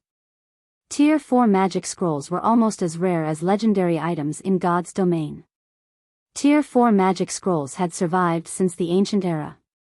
Shi Feng had yet to hear of anyone who could produce Tier 4 magic scrolls. If a book could exude so much mana that it rivaled a Tier 4 magic scroll, one could easily tell that these books were extraordinary. Meanwhile, Charlene, who sat high above the hall, had also changed significantly. Although her level, statistics, and clothing had not undergone any transformations, the pressure she gave off had changed tremendously. She did not have the usual, oppressive aura of a powerhouse. Instead, she felt like the all-encompassing sky. Her presence could be felt from anywhere within the room. Before Shi Feng had approached Charlene, he felt his mind clear far more than ever before. He also noticed that the endless streams of mana in the room were actually moving towards Charlene. It was as if Charlene were God's domain's heart. How could this be possible? Shi Feng was shocked when he arrived before Charlene. Shi Feng had discovered something that shook him to the core. After reaching the Void Realm, he felt his environment as clearly as the palm of his hand. He could sense everything within a fixed radius of himself to an astonishingly accurate degree.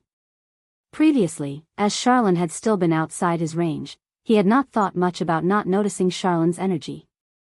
Yet, despite standing so close to the woman, he couldn't feel her at all. Before, the two Tier 3 paladins had clearly been able to feel her presence. Shi Feng doubted that his sense had failed him. Has something happened that has led you to find me so urgently? Charlene, who had been reading a book, asked with great interest as her beautiful eyes turned toward Shi Feng. Lady Charlene, I've collected the immortal souls you requested. Shi Feng displayed the spirit seal imprinted on the back of his right hand. Immortal souls filled the seal to the brim. Oh. Good job. With this many immortal souls, I'll be able to repair the immortal crown quickly. Charlene nodded and tapped her finger in the air. Suddenly, golden divine runes began circling Shi Feng's right hand. Countless golden threads flowed out of the spirit seal, gathering into a ball before flying into Charlene's hand. Since you have completed your quest, I will fulfill my promise as well. Here, this is for you. Charlene waved her hand. In the next moment, a leaf of lambskin parchment appeared in her hand. The parchment then flew towards Shi Feng.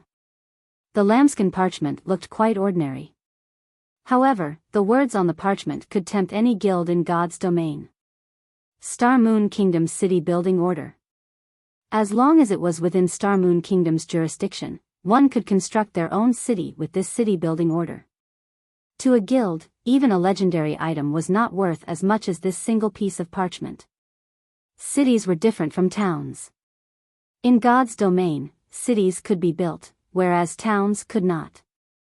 Meanwhile, captured towns' locations were fixed, but built cities could be chosen casually. One could even build a city in the middle of monsters' territory. A town's maximum population usually ranged between 30,000 to 50,000. On the other hand, even the smallest city could hold 200,000 players. This was why, after obtaining their own towns, guilds would focus all of their efforts on developing the town in the hopes of promoting it into a city as soon as possible.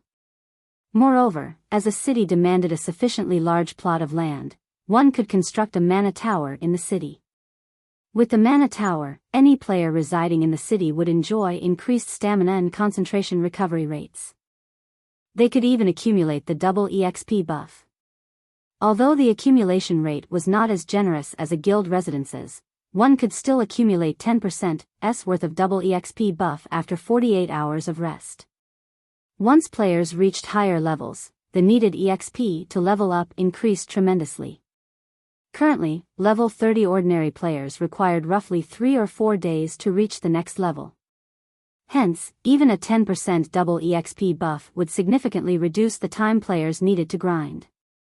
Aside from improving one's stamina and concentration recovery rates, hotels would also offer the guild residence effect, allowing players to accumulate 20% worth of double EXP buff after 48 hours of rest. Meanwhile, the guild that controlled the city would also see some benefits.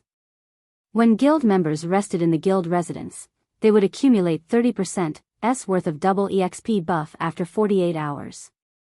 In addition to receiving this double EXP perk, a player-established city would also receive a specialty product. Aside from being able to construct a mana tower, one could also construct a black market auction house in the city.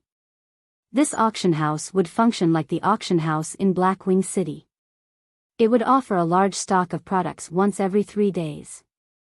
Sometimes, even epic items were available for bidding. Because of these benefits, many guilds in God's domain desperately wanted to establish their own cities, regardless of the price. A player-owned town could only make travel more convenient for players. A city, on the other hand, made it easier for players to level up. The size of a guild residence and the number of members it could house were limited. Not every guild member could enjoy the double EXP buff. However, it was a different story if a guild owned a city. With a city, every guild member could enjoy the double EXP buff. A city was also a great source of income for a guild. As a player city had various benefits that an NPC city did not, many players wanted access to a player city. Unless a guild offered private housing within the city, all players were required to pay an entry fee. The entry fee was an important source of income for a player city. In comparison, a guild would only earn pennies from the opening a shop. A shop could never compete with a city regarding profits. When Shifeng gazed down at the city building order in his hands, he nearly drooled. Despite having been the guild leader of a second-rate guild in his previous life, the guild having owned 10 city-states, he struggled to maintain his calm now that he knew he would have his own. His very own city. In the past, something like this could only happen in his dreams. Yet, now, he held this dream in his hands. While every other guild competed over the golden lands in NPC cities, nobody had any clue that Shifeng would no longer compete on the same stage. Because from now on, Shifeng would begin the competition for the kingdom's territories. Calm. I need to stay calm. This is only the beginning. Shifeng continuously advised himself. In God's domain, like NPC cities' golden lands and ordinary lands, there were poor territories and territories with excellent resources in every kingdom and empire. The sooner one constructed their own city, the sooner they could occupy these resource-rich territories. What counted as a resource-rich territory? First, it was in an easily accessible location. As players reached higher levels, they would have to venture further from NPC cities. If a city were close to these high-level maps, it would save players a lot of travel time. It was a similar concept to capturing certain towns. However, most towns were still quite far away from the truly excellent leveling areas. Meanwhile, a city that was close to multiple high-level maps would attract large amounts of players. Second, it was an area that was near consumable resources. This would provide convenience for players who needed to farm materials. After all, rare herbs and ores were necessary for players, regardless of level. Third, the territory needed to be close to high-level regional dungeons. Most regional dungeons were particularly far from NPC towns and cities.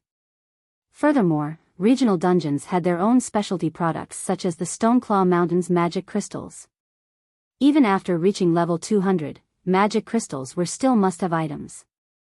Where should I construct the city? Shifeng grew troubled as he stared at the city building order. Chapter 757, Witch's Hill.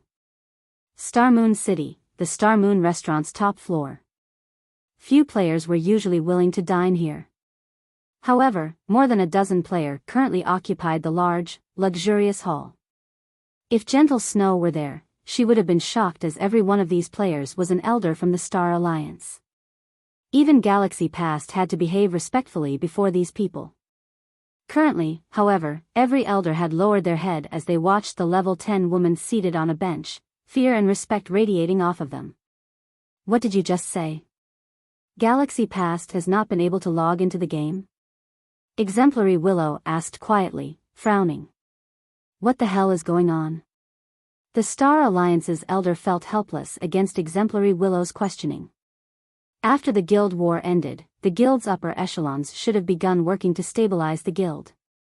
Yet, for some reason, the majority of the guild's upper echelons, who had participated in the war, could not log into God's domain.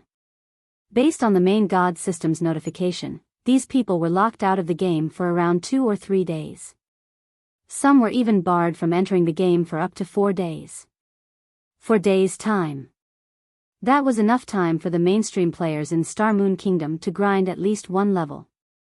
Although they, the guild's elders, had tried to stabilize the falling morale that shook the guild, with the disappearance of the majority of the guild's upper echelons, many members began to doubt the guild. Many had begun to wonder if the Alliance's experts had defected to some other guild. If the guild's experts had left, what was the point in remaining in the guild? Only a few hours after the guild war ended, over 10,000 members had withdrawn. If this persisted, no one knew if the Star Alliance would survive. However, this was not the most tragic issue. The Star Alliance's defeat had infuriated Exemplary Willow.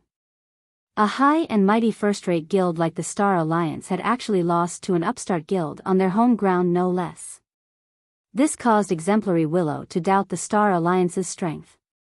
If Exemplary Willow suddenly decided to withdraw her funding, it would deal a fatal blow to the Star Alliance.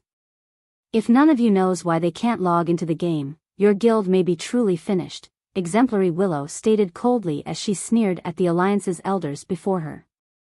Sternly, she said, since your guild is nothing more than a failure, then you can forget about any follow-up investments.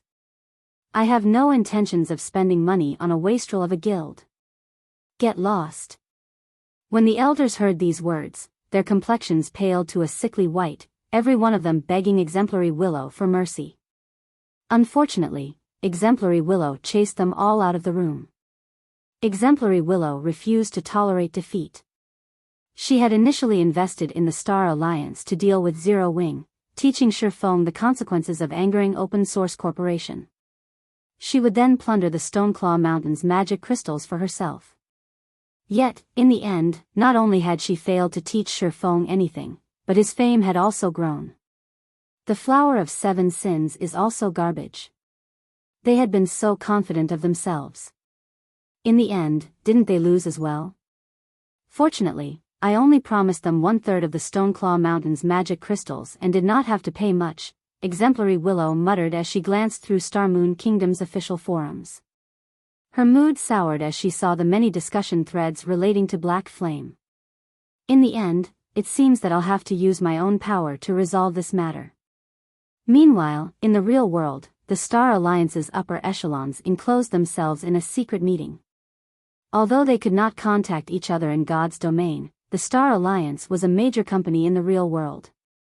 The company often held video conferences between its upper echelons. Even without God's domain, this latest loss would not affect the company. Only, it was a lot more difficult to direct the guild members in God's domain. Guild leader, we suffered tremendous losses. Based on the initial statistics, we lost over 50,000 items. We'll need quite some time before we recover. However, the most tragic loss is ours. None of us can log into God's domain for some time. It will be a challenge to catch up to Ouroboros, Red Feather reported sourly. He had never imagined that they would actually lose this war so tragically. Not only had the guild's experts been wiped out, but the guild's elite army had also almost been obliterated. Less than 10% of the elite army had managed to escape with their lives. The loss of EXP, equipment, and post-war compensation were huge problems that they needed to deal with. Most likely, by the time they saw to those issues, the Star Alliance will have been drained of resources. Purple, what's the situation with the guild elders? Galaxy Past similarly gnashed his teeth upon hearing Red Feather's report. The Star Alliance had never suffered such a tragic loss. However, they first needed to deal with their current predicament. Based on the latest report, it seems that Exemplary Willow chased the elders away. They are all in a foul mood. Exemplary Willow has probably withdrawn her funding, Purple Eye said, shaking her head. As expected of a businesswoman, she gave up on the guild as soon as she deemed it useless. Galaxy Past could not help but laugh, reacting as if he cared nothing for this result. Guild leader, what should we do now? Seeing Galaxy Past laugh even in this situation, Red Feather's frustration grew. Without Exemplary Willow's funding, the guild would have to spend significantly more time to recover. They might never truly recover from this blow, and the guild might fall from its status as a first-rate guild. What's done is done. These elders normally have little regard for me. They were also the ones who supported the decision to cooperate with Open Source Corporation. Now that OSC has withdrawn its funding, it is about time for these elders to leave the Star Alliance, Galaxy Past sneered. When Exemplary Willow had first approached them, he had strongly opposed the idea of cooperating with Open Source Corporation. He had not believed that Black Flame was as much as a fool as the OSC thought. However, with the guild elders supporting the decision so strongly, his opposition had been futile. Now that the alliance had lost the guild war, all of the blame could be pushed onto these elders. He could also utilize the board of directors to expel them from the Star Alliance. This way, he would become the guild's true ruler, not just in name. In the future, he would have a much easier time taking action. Meanwhile, in God's Domain's White River City. After Shifeng bade Charlene farewell, he took a horse carriage to White River City's City Hall. Shifeng was all too familiar with Starmoon Kingdom. He knew of multiple locations which fulfilled 2 or even all 3 conditions for a resource-rich territory. However, players could not reach these locations yet. If he constructed a city in a very high-level location, the city would not be nearly as attractive to players. Although building a city in a level 100 map might be attractive towards players in the future, to current players, this city would be useless. Without a large player population, the city's development would be slow. The city's construction was not a small issue either. The demand of manpower and resources could not compare to a town's. It would be a severe waste if he invested a large amount of resources in something that would not yield any immediate profits. Moreover, Shifeng's goal of constructing a city was to earn money. He could not waste large sums of money on a useless city. It seems that the Witch's Hill is my only choice. After considering his options, Shifeng decided that the Witch's Hill was the most profitable location right now. While Shifeng's mind wandered, the advanced horse carriage arrived before the city hall. Chapter 758, Building a City. The instant Shifeng stepped out of the advanced carriage, he attracted a lot of attention like someone driving a luxury car in the city. Wow! That guy's rich. He seems to be someone from Zero Wing. It's no wonder he's so rich. I know, right? Zero Wing receives so many advanced quests every day. Even the guild's normal members have the chance to snag one for themselves. On the other hand, our guild only receives a few advanced quests each day, and the guild's upper echelons have priority on them, leaving very few for anyone else. Even elite members have a hard time obtaining one. Although I'm an elite member, I have only accepted 2 advanced guild quests so far. Those were good times. I earned over a dozen silvers a day during those days. Indeed. One of my friend's friend is an elite member in Zero Wing, and he says that Zero Wing's elite members can accept an advanced guild quest once every 2 or 3 days, while normal members can pick one up once every 5 or 6 days. Envy filled these players' voices as they spoke about Zero Wing. It cost 1 silver to ride an ordinary carriage and 3 silver to ride an advanced carriage. To them, even riding an ordinary carriage was a luxury. They would rather run to their destination than spend so much. Shifeng could not help but shake his head at this sight. He had never imagined that he would be envied for riding a carriage. While the majority of the players in God's Domain still strive to earn a single silver coin, even a gold coin was of little use to Shifeng anymore. He was more concerned about time than he was about spending a few silvers. At this point, the towering city hall bustled with noise. Regarding both reputation and coins, the various large guilds had accumulated a certain stock after playing God's domain for so long. Naturally, more people would be attempting to purchase the city's lands. However, most purchased ordinary lands as the Golden Lands and lands in the Central District were not easily affordable. "Hello, sir. How may I be of service to you today?" A beautiful female employee approached Shifeng and asked. "I wish to construct a city," Shifeng said. "Please, follow me." The NPC receptionist smiled as she led Shifeng to a VIP reception room. Whether it was establishing a town or a city, players needed to begin the relevant procedures in an NPC city. "May I know if you have a city building order?" the NPC receptionist asked politely. Shifeng retrieved the Star Moon Kingdom city building order Charlene had given him. The lambskin parchment was worth over 1,000,000 gold. "Very good, sir. May I know where do you wish to establish your city so that I can quote you a price?" the NPC receptionist said as she took out a magic scroll, unfurling it on the table. This magic scroll displayed a map of Star Moon Kingdom. Compared to the system map players had, this map was far more detailed. "The Witch's Hill," Shifeng said as he tapped a spot in the southwestern corner. Immediately, the scroll displayed the Witch's Hill map. The Witch's Hill was a level 50 to level 70 map. Rumors had it that a great witch lived there, hence, the hill had been called the Witch's Hill. The hill's name had remained unchanged even after hundreds of years and the Star Moon Kingdom's ownership. The Witch's Hill could be considered an ordinary leveling map. It was not particularly rich in resources. Yet, various guilds in Shifeng's previous life had frantically sought after the Witch's Hill. They had done so for two reasons. The first was the location's accessibility. The Witch's Hill bumped up against two resource-rich maps, Shadow Forest, a level 80 to 100 map, and Ruins of Agon, a level 60 to 75 map. Of these two locations, one produced rare herbs, while the other housed a Hell Mode regional dungeon. The Witch's Hill's secret was the second reason. This secret of the Witch's Hill had only been discovered after the mainstream players had reached level 100. At that time, the various guilds had suddenly rushed to construct their cities in this map. Dozens of guilds had fought over the Witch's Hill. Naturally, that included Shadow, the guild Shifeng had led. In the end, the powerful Star Alliance and Ouroboros had captured the Witch's Hill. The other guilds had stood no chance against them. Rumors had it that the Witch's Hill was home to a great witch, and they had been around for hundreds of years.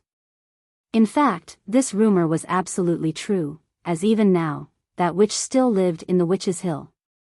That witch was also one of God's domain's legendary characters, the Jealous Witch. In the past, Shifeng's sight had been limited. He had thought that the Jealous Witch was only a Tier 5 powerhouse. Now that he thought about it carefully, he was sure that the Jealous Witch was not a Tier 5 powerhouse, but a demigod. Otherwise, how could she have lived for so long? The Jealous Witch, none other than the guardian of the Otherworld Gate. The Otherworld Gate led to another continent outside of God's domain. The Otherworld was similar to the top of the world that Shifeng recently visited. There, not only could players level up much faster, but they could also obtain equipment far more easily. There was only one condition to cross the Otherworld Gate: players must have reached Tier 2. In God's domain, it was very difficult for players to find equipment of good quality above level 50. However, it was much easier to grind for such equipment in the Otherworld. Hence, back when the Otherworld Gate had been discovered, the various large guilds had fought frantically to occupy the Witch's Hill. After all, in order to obtain good equipment, countless players would grind and level up in the Otherworld. Hence, Witch's Hill bustled with player activity. Even after a decade had passed, a storm of players still gathered in the Witch's Hill. Currently, however, no one had discovered this secret yet. Hence, Shifeng had to strike while the iron was hot. Furthermore, Zero Wings members were nearing level 50. The Witch's Hill's proximity to a Hell Mode regional dungeon was also a good enough reason to establish a city there. "Hello, sir. We have calculated the quote for the region you've selected." At this time, a beautiful female NPC walked over and handed Shifeng a list. Based on our preliminary assessment, the city's construction will cost 90,000 gold. If the city comes under attack, we will charge you an additional fee based on the number and rank of monsters killed. In addition, there is also a 30,000 gold registration fee. Based on the city's current level, you will also have to pay a 30,000 gold management fee each month. May I know how many guards you wish to be stationed there? Although Shifeng had prepared himself and had only come here to ask about the price, his heart skipped a beat when he heard the cost. The price of establishing a city was more than 10 times higher than establishing a town. Moreover, after establishing the city, he also had to pay a monthly management fee of 30,000 gold. That was the equivalent of paying 1,000 gold every day. Just how many guilds in God's domain could earn 1,000 gold every day? Even if Shifeng had not spent most of his funds on frost grenades and the mana pulse cannon, he couldn't afford even a fraction of that price. "Sir, do you wish to build the city now?" the NPC receptionist asked with a smile. "No, I have to consider this." Shifeng rolled his eyes at this NPC receptionist. The initial payment alone was 120,000 gold. There were also additional fees if the city were attacked during construction. Shifeng had experience in constructing a city. Even if he dispatched the entire guild to repel the monster attacks, defending the city would cost tens of thousands of gold. All right. However, I must remind you that you only have 1 month to use this city building order. If it isn't used within a month, this city building order will be voided, the NPC receptionist said before leaving the reception room.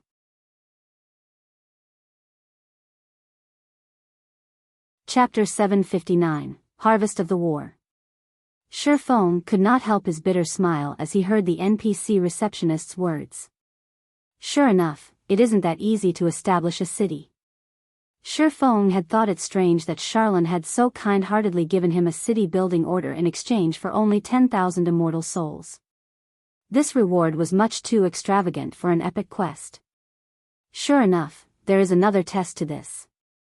God's domain was currently still in its early stages. Even a first-rate guild would have to spend a relatively long time just to collect several thousand gold. After all, for a guild to develop, expand, and improve itself, it would have to spend an exorbitant amount of money.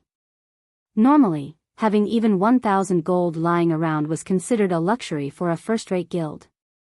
Only Zero Wing, which had the Candlelight trading firm, Stone Forest Town, and a large number of guild quests, had a daily income of several thousand gold. However, after expanding the guild, they had a wider variety of expenditures. After deducting operating costs and salaries, Zero Wing raked in a clean profit of roughly 1,000 gold each day. After a month, the guild would make around 30,000 gold. The other guilds could only dream of such wealth. However, Shifeng understood that, in reality, he was still just a poor bastard. This was only a fraction of what he needed to establish his city. The basic construction fee alone cost 120,000 gold. After including the cost of dealing with monster attacks, it was practically impossible for him to earn what he needed to construct the city. He also had to think of the necessary building construction that he would need after the city itself was complete. Shifeng thought back to when Shadow had constructed a mana tower in its first city. The mana tower's required raw materials had cost close to 10,000 gold. The guild had also hired a bunch of NPCs to deal with the construction. Overall, the mana tower had cost Shadow 35,000 gold. The black market, on the other hand, had been somewhat cheaper. Even so, its construction still cost over 20,000 gold. If one added all the costs together, they would discover that the initial construction fee was only the first step to constructing a city. Even so, a large guild would willingly sacrifice everything it had, seeking sponsors and selling small portions of the guild's shares, to build a functioning city. Once the city was built, however, it would be a money magnet. In the past, to construct its first city, Shadow had sought out over a dozen sponsors. It was also then that Shadow split its shares between many financial groups and corporations. If Zero Wing did not wish to rely on external powers to construct a guild city, then it needed to earn a lot more money. When Shifeng thought about the need to multiply his current income by several times, he felt his head throb. When Shadow had constructed its first city, there were far more people playing God's Domain, and it had been much easier to earn money. Currently, the majority of the players in God's Domain had yet to reach level 30. Hence, the challenge of earning more than 100,000 gold was significantly more difficult than it had been. Moreover, the candlelight trading firm's daily income was nearly at its max. It would be very difficult to increase it. As for Stone Forest Town, the town's income mainly came in the form of magic crystals. Moreover, it was also impossible to increase the town's income within a short time. As for the income from guild quests, it could not even begin to compete with the income of the candlelight trading firm and Stone Forest Town. It seems I'll have to look for a new source. Shifeng began to consider the matter. Currently, the most profitable trade involved selling top-tier weapons and equipment. Consumables were the next most profitable items. Zero Wing did not even have enough top-tier weapons and equipment to equip all of its members, so how could it possibly afford to part with those items? Just as Shifeng's headache over searching for a new source of income grew, Aqua Rose contacted him. Guild leader, I have the post-war report ready for you. We struck gold this time. Aqua Rose said excitedly. After deducting the compensation and rewards for our guild members, we obtained 18,456 pieces of level 25 mysterious iron equipment, 3,187 pieces of level 25 secret silver equipment, 549 pieces of level 25 fine gold equipment, 84 pieces of level 25 dark gold equipment, 1,427 pieces of level 30 mysterious iron equipment, 241 pieces of level 30 secret silver equipment, 53 pieces of level 30 fine gold equipment, and 4 pieces of level 30 dark gold equipment. There were always spoils after a great war. However, Shifeng had never imagined that they would enjoy such a bountiful harvest. This was all net income. With this equipment enriching the guild warehouse, they could increase Zero Wing's strength by a large margin. If they had purchased all of this equipment, they would have had to spend over 50,000 gold. With this equipment and the equipment we already had in the guild warehouse, we will have no problems expanding the guild by another 30,000 to 50,000 members. Previously, Aqua Rose had still struggled with her headache over the issue of equipment after expanding the guild. Zero Wing had already become a large guild, acknowledged by every player in Star Moon Kingdom. Its fame had even surpassed the Star Alliance and Ouroboros. As a result, more players reached out in an attempt to join the guild each day. Hence, this was the perfect time to expand. However, they would suffer if they did not have enough equipment in the guild warehouse for the new recruits. Initially, Aqua Rose had considered limiting the number of new members they recruited to 10,000. Now that they had obtained so much new equipment, however, they could recruit an additional 30,000 to 40,000 players. However, most of the equipment's durability has nearly been depleted. The repair fees will cost us a lot. I was thinking of taking out a portion of the guild funds to repair the equipment, Aqua Rose suggested. If it were only a small amount of money, Aqua Rose could make the decision herself. However, too much equipment needed repairs. Hence, she needed Shifeng's permission before she moved forward. Hearing this, Shifeng felt another headache bloom. There isn't a lot left. Sell some of the lower quality equipment and use the money to repair the rest, Shifeng said after some thought. I understand. Aqua Rose then disconnected the call. After speaking with Aqua Rose, Shifeng suddenly recalled the forging design inside his bag. The strengthening device. This item was capable of strengthening a player's equipment, reducing the consumption of durability. This was a must-have for current players. During lower levels, the majority of players in God's Domain would not think much of their equipment's wear and tear. However, as players reached higher levels, they encountered far more powerful monsters. Naturally, the burden on their equipment grew as they began to take more damage. The repair fees alone would demand the majority of a player's earnings. Selling the strengthening devices would be a great source of income. Shifeng could not help but smile. Previously, he had considered selling the magic devices. However, magic devices were too precious and expensive. Only the various guilds' upper echelons could afford to purchase and use them. Moreover, there weren't even enough magic devices to outfit Zero Wings members. Fortunately, it was a different story for the strengthening devices. Shi Feng immediately left the city hall and hurried towards the candlelight trading firm. Huh? Isn't this the broken sword that Galaxy Past had dropped when he died? While Shi Feng searched through his bag for the strengthening device forging design, he discovered an extraordinarily eye-catching, broken sword. The broken sword's aura alone was enough to make Shi Feng's heart skip a beat, despite it sitting idle in his bag.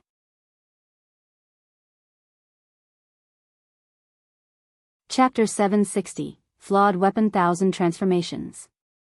Inside Shi Feng's bag, aside from the Bible of Darkness, the broken sword was the next most powerful item. Even the epic weapon Petrified Thorn could not compete with the broken sword's presence.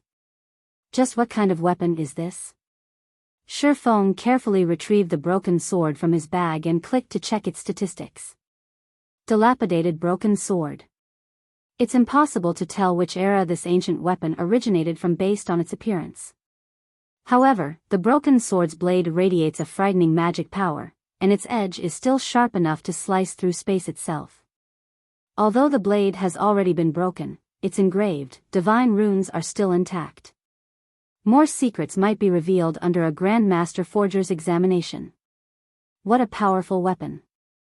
I actually need to take it to a Grandmaster forger if I want to know anything more. Shi Feng's interest in the broken sword grew. A master forger was already a towering figure in God's domain. There were very few throughout Star Moon Kingdom. As for a Grandmaster forger, they were treated with fear and respect, regardless of where they were from. There had been a countless Tier 4 and Tier 5 powerhouses who dreamed of hiring a Grandmaster forger to craft them a custom weapon.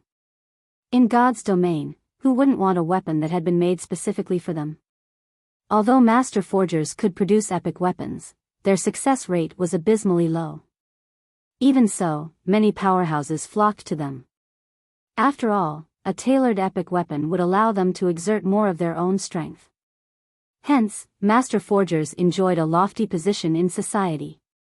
Meanwhile, a Grandmaster forger had a much greater chance of producing an epic item. They even had some chance of producing a legendary item. In terms of status, master forgers could not compete with them at all. I want to see just what this broken sword's true identity is. Saying so, Shi Feng activated Omniscient Eyes to appraise the broken sword. After a full 30 seconds, Omniscient Eyes finally finished appraising the broken sword. 1000 transformations. 65th of God's domain's 108 flawed weapons. However, due to the sword's broken blade, it is now no more than scrap metal. Fortunately, the blade's divine runes remain nearly intact. The sword can be remolded and repaired using 100 mana stones. So, this is the rumored flawed weapon 1000 transformations. In the past, Shi Feng had only heard about this short sword. Throughout God's domain, there were a total of 36 famed swords and 108 flawed weapons. Famed smiths and craftsmen forgers had crafted everyone, and they were all peerless weapons. Legendary figures had once used the 36 famed swords. The flawed weapons, on the other hand, were different. Although the legendary figures of the past had never wielded any of these weapons, they were something far beyond ordinary epic weapons. After all, the flawed weapons were the results of famed smiths and craftsmen forgers' failed attempts to forge legendary weapons. A weapon produced with the same materials as a legendary weapon was naturally not something ordinary epic weapons could compare to. Meanwhile, the 1000 transformations had been made vastly famous by a player in Shi Feng's previous life. In the past, a Tier 6 assassin god had wielded the 1000 transformations and had claimed countless expert lives with the blade. Among those experts, even the era's apex experts had died to the blade. This was precisely the reason that Assassin had become one of God's domain's solo players that others feared and respected. Meanwhile, that Assassin's name had been Feather. Although his ID was ordinary, nobody dared to show him disrespect. In the past, a few people with too much time on their hands had compiled a list of God's domain's solo players that one should avoid provoking. Among them, the top 10 were known as the 10 great solo players. One of these 10 great solo players had been the cleric god Violet Cloud. However, Violet Cloud had merely ranked 8th on the list, whereas the assassin god Feather had ranked 3rd. Shi Feng had never imagined that he would obtain Feather's weapon. Although 100 mana stones is a steep price, owning a flawed weapon will be a worthwhile trade. Shi Feng inwardly smiled. For most, obtaining 1 mana stone was an extremely difficult endeavor. To Shi Feng, however, there was no challenge to it at all. He only needed enough magic crystals to synthesize. Immediately, Shi Feng contacted Melancholic Smile and Fire Dance.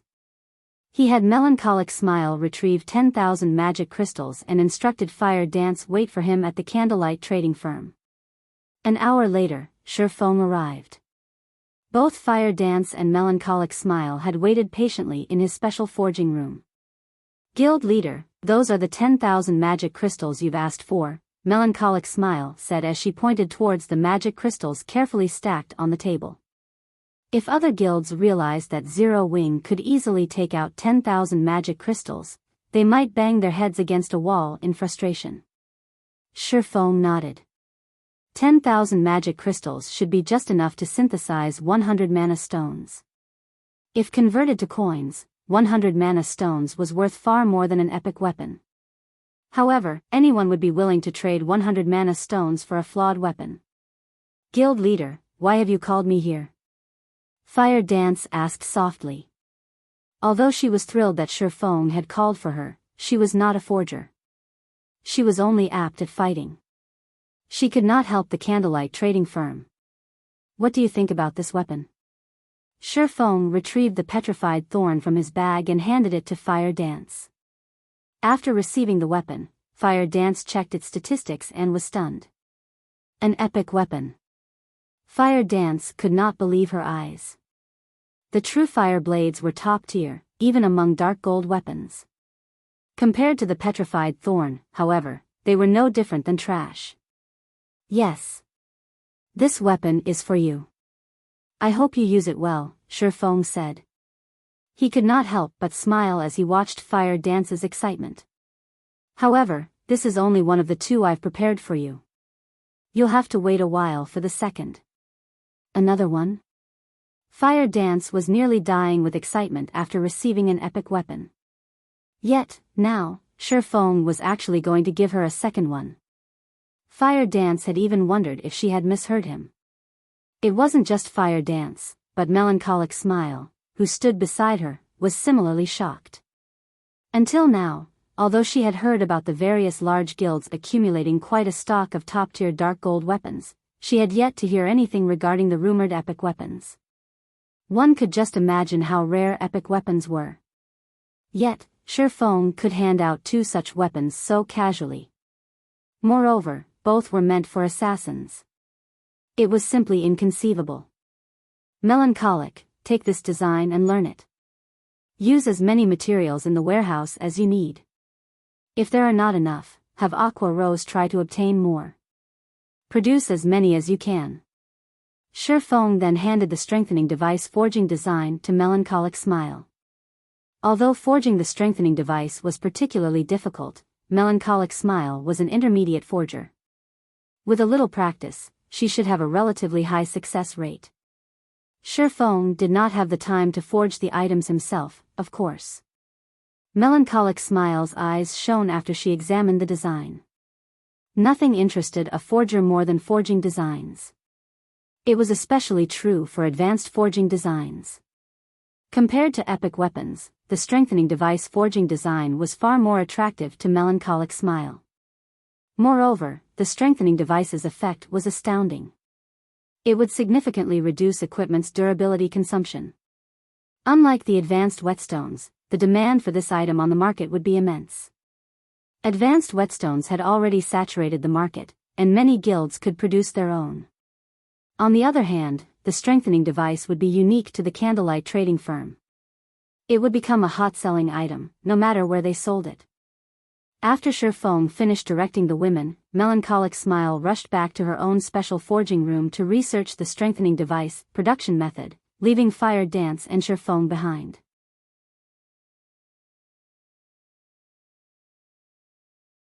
Chapter 761, Visit from Various Parties. In the spacious special forging room, Shifeng carefully took out the Philosopher's Stone and placed it on the stone table. He then began his alchemical synthesis. Hopefully, 10,000 magic crystals will be enough. Shifeng still felt a slight sting. He saw the synthesis success rate of 50%. During the war in the Stoneclaw Mountains, the Mana Pulse cannon had needed to consume 1,000 magic crystals for each shot. Aqua Rose had fired the cannon over 30 times. Although it had been magnificently effective, over half of Zero Wing's magic crystal supply had been depleted during the war. Now, the guild had barely 15,000 magic crystals remaining, and he was about to use another 10,000. Even to Zero Wing, this expenditure was considerable. While Shifeng synthesized mana stones, Fire Dance sat out of his way and watched quietly. When will I truly become an asset to guild leader? When Fire Dance recalled the danger she had faced during this war, frustration filled her heart. If not for Shifeng, the Flower of Seven Sins would have wiped out Zero Wing's main force. Despite having an advantage in attributes, she had been utterly helpless against that Seven Sins party leader. Although their guild had won, they were still far from being a match for God's domain's major powers. Stone Forest Town. After the war between the Star Alliance and Zero Wing, Stone Forest Town's atmosphere had transformed. Originally, the various large guilds had quietly eyed Stone Forest Town and waited for Zero Wing to suffer defeat. Once Zero Wing lost its prestige, the guild would lose members. After that exodus, they simply needed to gang up on Zero Wing to obtain Stone Forest Town. However, their plans had vanished into thin air when the Star Alliance had been defeated. Moreover, they had finally seen Zero Wing's true strength. The Star Alliance had suffered over 50,000 casualties. The various guilds shared a similar death count. In total, the Star Alliance and the various large guilds had lost over 100,000 elite players. In contrast, Zero Wing had only lost 4,128 members, while Ouroboros had only lost close to 30,000 members. Based on the death counts of either side, Zero Wing's power was apparent. Despite only dispatching an army of 10,000 elite players, Zero Wing had defeated an enemy several times its size. Meanwhile, Zero Wing had over 20,000 elite members in its midst. With such strength, what guild in Starmoon Kingdom would dare to challenge Zero Wing? The Star Alliance's fate served as the best example. After the Star Alliance had been defeated, several thousand members had withdrawn from the guild within an hour. Moreover, due to the disappearance of the upper echelons, despite the guild elders' attempts to stabilize the situation, over 30,000 players had left the Star Alliance. As time passed, this number would only increase. Making a rough estimate, the various large guilds guessed that the Star Alliance had lost at least 20 to 30% of its members from just this single war. It would be extremely difficult for the guild to recover from such a huge loss. Although Zero Wing and Ouroboros had both lost close to half their members in this war, they had recruited far more than those they had lost. Moreover, due to their overwhelming victory, both guilds managed to collect plenty of weapons and equipment, filling their guild warehouses. Not only had the guild's prestige grown after this war, but they had also increased their overall strengths. Many of the other guilds grew envious of this situation. As a result of this war, Ouroboros had also replaced the Star Alliance as Starmoon City's overlord, becoming the city's #1 guild. One was the #1 guild of Starmoon City, while the other was the #1 guild of White River City. With these guilds working together, who would dare attack Stone Forest Town? On the contrary, now that Zero Wing had already taken care of its main enemy, it shifted its concentration towards the other guilds that plotted against it. For a time, the various large guilds that had joined hands with the Star Alliance felt an impending doom. None of them knew what Zero Wing would do next. Even if Zero Wing joined hands with Ouroboros and laid claim over the Stoneclaw Mountains, none of the other guilds could do anything about it. The Stoneclaw Mountains had become an important source of magic crystals for the various guilds. If they were banished from Stone Forest Town, their harvest would be limited. They would stagnate. Hence, immediately after the war, various guild leaders and upper echelons hurried to Zero Wing's guild residence in hopes of negotiating with Shifeng. However, Shifeng did not have that much time to waste on these people. Hence, he had passed the responsibility to Aqua Rose. Currently, the guild leaders and upper echelons from the various Star Moon Kingdom guilds occupied Zero Wing's residential reception hall. Normally, these individuals were extremely secretive about their intentions, and arranging a meeting was rare. Yet, now, all these powerful individuals sat obediently, waiting for their turn. Next, Xiao Zhao, Aqua Rose's female assistant, shouted in the reception hall. Immediately, Unparalleled, the guild leader of the second-rate guild Heaven's Gate, stood and walked into Zero Wing's meeting room. Unparalleled was a level 34 ranger. He wore level 30 fine gold rank or above equipment. He was an expert who had reached the Trial Tower's 6th floor. In an ordinary NPC city, he would be considered one of the top experts. Unfortunately, in front of Aqua Rose, he was no one special. Heaven's Gate was a second-rate guild that occupied 2 cities within Star Moon Kingdom. Even here, it was a relatively powerful guild. However, when Unparalleled entered the meeting room, he had no choice but to show Aqua Rose proper respect. Heaven's Gate was indeed the overlord of 2 cities. However, those cities' total player population had not yet reached 400,000. On the other hand, White River City's population closed in on 5 million. Moreover, the city housed numerous elite and expert players. Other cities could not compare to White River City. Guild leader Unparalleled, let's not waste each other's time. Here's the contract. If you have no issues with it, please sign here, Aqua Rose said as she took out a contract and handed it to Unparalleled. The contract was quite simple. If Heaven's Gate wished to remain in Stone Forest Town, the guild would have to hand over 15% of its total magic crystal income to Zero Wing. Otherwise, Heaven's Gate would be banished from Stone Forest Town. At the end of the day, Stone Forest Town was just a town, not a city. It could only contain a limited number of players. Initially, not many players had visited Stone Forest Town, so it had not mattered whether or not they collected fees from the various large guilds. However, once mainstream players reached level 30, the town would begin to see an influx of activity. Hence, they could not just allow the other guilds and players to occupy the town's limited space for nothing. They had to collect a small fee, similar to how cities charged entry fees. After all, they had not established a town for charity, but to increase their profits. Of course, it was impossible for a town to collect an entry fee like cities. However, it was possible to adjust the repair fees and accommodation fees in Stone Forest Town. Guilds that did not sign Zero Wing's contract would experience doubled repair fees and tripled accommodation fees during their future visits to the town. For those who signed the contract, however, the rates would remain the same. You bastards! Unparalleled paled. He had never imagined that Zero Wing's demands would be so vicious. This contract was an agreement to join Zero Wing's labor force. If you have nothing else to say, then please leave. Aqua Rose gestured towards the door.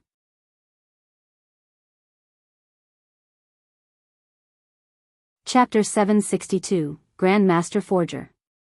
Unparalleled never thought that Aqua Rose would not show any intention of persuading him at all. With no better choice, he could only sign the contract. Currently, over 100 guilds had come to Zero Wing's residence in Stone Forest Town, and over a dozen of them were second-rate guilds. Who knew which guild had signed Zero Wing's contract, and which had not? It would be fine if nobody signed a contract with Zero Wing. However, if some did while others did not, those who did not sign it would definitely fall behind in their development at the Stoneclaw Mountains. After all, the rest stop known as Stone Forest Town was simply too beneficial for the purpose. On one hand, members of guilds that signed the contract needed to travel only about an hour to reach the regional dungeon. On the other hand, players from guilds that did not sign it had a travel time of over a dozen hours. The former would have a tremendous advantage over the latter, whether it was in terms of revival point or equipment repair. If the situation persisted, what would become of the second-rate guilds that did not sign the contract? Magic crystal was now the most critical resource after coins. Even after handing over 15% of its magic crystals, a guild would still earn substantially more than the alternative should they abandon the assistance of Stone Forest Town. In the end, the choice was obvious. It seems that from now on, nobody will be able to stop Zero Wing's development in Star Moon Kingdom, unparalleled thought as he left the meeting room. When he saw the reception hall packed full of guild representatives, he could not help but sigh inwardly. In truth, they should already consider themselves lucky. Unlike them, the dozen or so guilds that had secretly assisted the Star Alliance did not even get the opportunity to sign the contract. Zero Wing had immediately banished these guilds from Stone Forest Town after the war ended. In the future, these guilds would most likely not be able to develop themselves at the Stoneclaw Mountains even if they wanted to. On the other hand, due to this contract, Zero Wing's income in magic crystals would increase by 2 or 3-fold at the very minimum. Originally, the guild's daily income of magic crystals was already plenty frightening, enough to supply the daily needs of every core member within the guild. This provision was a feat no other guild could achieve. If Zero Wing's magic crystal supply doubled or tripled, the guild's core members wouldn't be the only ones to receive magic crystals from the guild. The guild's elite members would be able to get a share too. At that time, even Zero Wing's elite members would improve rapidly. Inside one of the special forging rooms of the candlelight trading firm, Shifeng finished synthesizing 100 mana stones after 2 hours. The amount of magic crystals he had expended was somewhat lower than he had initially expected, only over 8,000 crystals. The mana stones placed on the table looked splendorous. Just their presence increased the mana density within the entire room significantly. Although the mana stones were merely the size of a fist, they contained a frightening amount of mana. If fully utilized, there was enough mana here to turn the entire Stone Forest Town into ash instantly. My job's finally done. Next up will be repairing 1,000 transformations. Shifeng carefully put away the 100 mana stones. He then looked towards Fire Dance and said, "Let's go. We're going to visit a smithy." Although Fire Dance had no idea why they were going to a smithy, she still followed after Shifeng immediately, leaving behind the serene and elegant special forging room. Shifeng first stored the Philosopher's Stone back in his warehouse. He then took an advanced horse carriage with Fire Dance and headed towards Celiura's smithy. To ordinary players, even meeting a master forger was already a tough challenge. As for meeting a Grandmaster forger, that was practically a dream. However, no one less than a Grandmaster forger could repair a weapon like 1,000 transformations. Besides Celiura, Shifeng had never heard of another Grandmaster forger in Star Moon Kingdom. If he had not been lucky enough to help Celiura become a Grandmaster forger, Shifeng would most likely be having a massive headache at this moment over figuring out how to get 1,000 transformations repaired. Shifeng did not know that, when Galaxy Past had obtained 1,000 transformations, he had been extremely elated. He had even mobilized the entire Star Alliance to search for a Grandmaster forger. Unfortunately, even after scouring the length and breadth of Star Moon Kingdom, they could not find any trace of a Grandmaster forger within the kingdom. In the end, he had no choice but to give up on the endeavor. If Galaxy Past were to find out that Shifeng was able to locate one so casually, he would definitely have a heart attack. Not only had he failed to use the item that he had obtained after going through many difficulties, but he had also given his enemy an advantage. When Shifeng arrived before Celiura's smithy, the large steel door of the little house was still shut tight. There was not a single player or NPC present in this place. After he gave the steel door a few knocks, a gap cracked open. "Oh, it's you," Celiura mumbled. She then opened the door and said, "Come in." At this moment, Celiura had a sleepy look on her face. She had on a tight, black leather shirt and short, black leather pants. Not only was her appearance extremely sexy, but she also looked like a lazy kitten that had not gotten enough sleep. To the ordinary male, her demeanor was pure temptation. Even Fire Dance was mesmerized by Celiora, her eyes fixed on the Grandmaster Forger's body. Fire Dance. Fire Dance. After entering the house, Shifeng discovered that Fire Dance still hadn't moved. And even after he called out to her twice, she remained dazed. Shifeng could not help but shake his head and laugh at this scene. Celiora was a rose in the forging world. A countless number of young males had tried courting her before, including the prince of an empire. One could see just how amazing Celiora was. However, Celiora's attractiveness lay not just in her appearance. There was also her temperament. Looks-wise, Celiora was only on par with gentle Snow, whereas figure-wise, she was on par with Zhao Yueru. Generally speaking, Celiora's appearance was not enough to seduce a great beauty like Fire Dance. Celiora had only managed to captivate Fire Dance due to her unique temperament. If Shifeng were still the young sapling that he had been back then, Celiora would have most likely sucked out his soul already.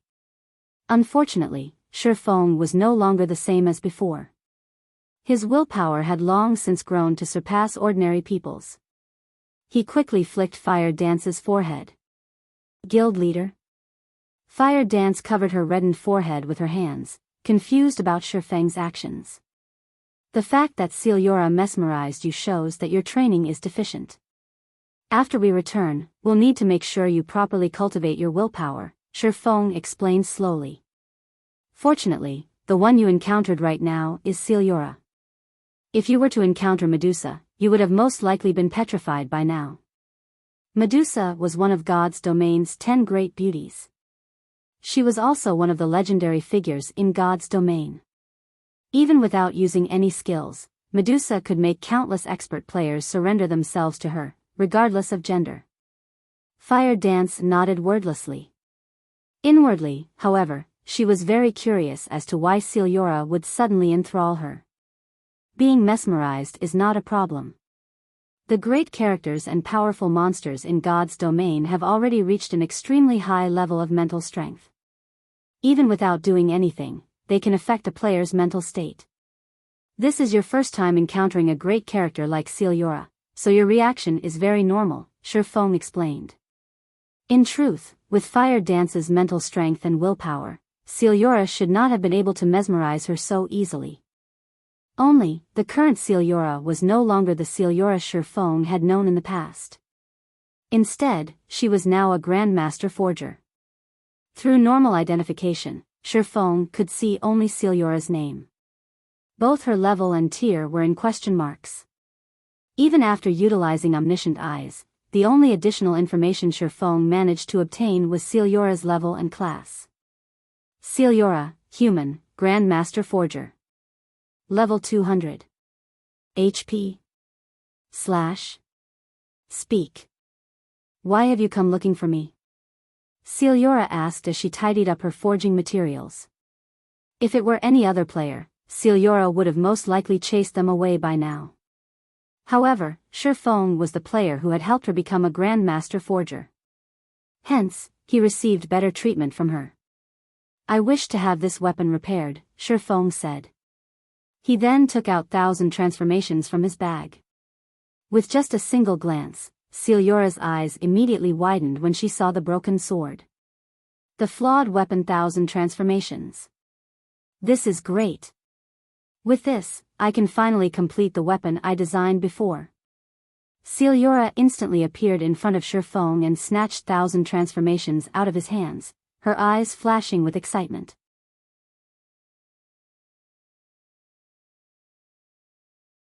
Chapter 763, Legendary Quality.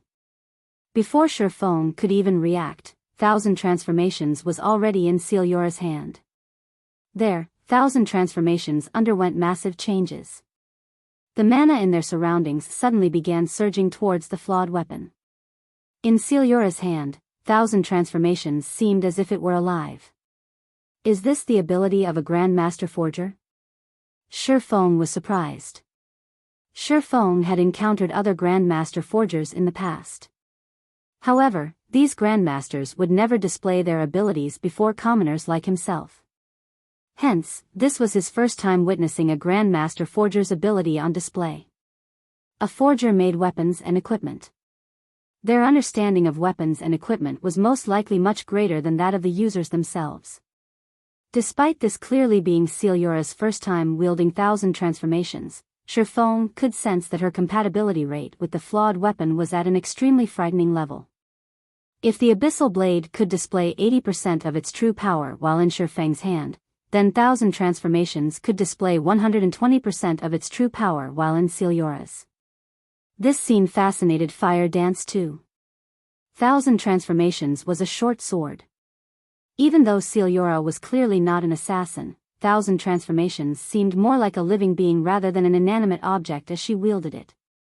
When Celiura gave 1,000 transformations a few casual swings, the flawed weapon sent ripples through space. Despite having already lost most of its power, 1,000 transformations still managed to tear through the space within the house, leaving behind numerous pitch-black spatial rifts. Even with Killing Ray, Shifeng's swings could never achieve such a standard. In the next moment, Fire Dance suddenly unsheathed the true fire blades that hung at her waist, brandishing them. As she swung the weapons, her body movements contained not a single bit of excess motion. The speed of the true fire blades suddenly increased sharply, Fire Dance's attack speed accelerating significantly. Moreover, her attacks were no longer as rigid as before. They now seemed much more relaxed. What? Shifeng was thunderstruck. Fire Dance had only watched Celiura do a few swings, yet she actually managed to break through the final barrier and officially set foot into the realm of top-tier experts. Her power of comprehension was simply too frightening. So this is the refinement realm. No wonder I never could win against guild leader. There was actually such a large gap between us. Fire Dance was still reliving the pleasure she felt just now as she looked at the true fire blades in her hands. Shifeng sighed with emotion at seeing Fire Dance officially enter the realms of refinement. He had spent many years before managing to set foot into the refinement realm. On the other hand, Fire Dance had succeeded in less than 2 months after coming into contact with God's domain. Her talent was simply extraordinary. Although some luck was involved in her achievement, luck was also a part of a person's strength. If it were anybody else, they probably couldn't set foot into this realm within such a short time. Now, Zero Wing finally had its second refinement expert. This would have an immense impact on Zero Wing's combat power. As soon as Fire Dance reached level 40, she would be able to equip both the Petrified Thorn and 1,000 transformations. At that time, even if Shifeng was not around, Zero Wing would still be in existence that everyone would fear in Starmoon Kingdom. It would be great if Violet Cloud can set foot into the realms of refinement as well. Shifeng was not particularly sure how far Fire Dance could reach in the future. With Violet Cloud, however, Shifeng knew very clearly just how great a potential she had. Tier 6 God-ranked players were peak existences in God's domain. Not to mention a Tier 6 God-ranked player, if a first-rate guild managed to produce even one Tier 5 player, the guild would celebrate and hold feasts for days. In the past, after a decade of development in God's domain, the gap between first-rate guilds became extremely massive. Take Ouroboros for example. Even after 10 years had passed, the guild had not boasted a single Tier 6 God-ranked member, though there were quite a few Tier 5 players in the guild. As a result, Ouroboros was only middling among first-rate guilds. However, a first-rate guild that had a Tier 6 God-ranked member would be considered top-tier among first-rate guilds, even if the entire guild had only one Tier 6 God-ranked player and no Tier 5 experts. Meanwhile, due to Aqua Rose and her mage god friend, Unyielding Ice, Twilight Echo, which had similarly been a first-rate guild, succeeded in developing into a super first-rate guild back then, only a short distance away from becoming a super guild.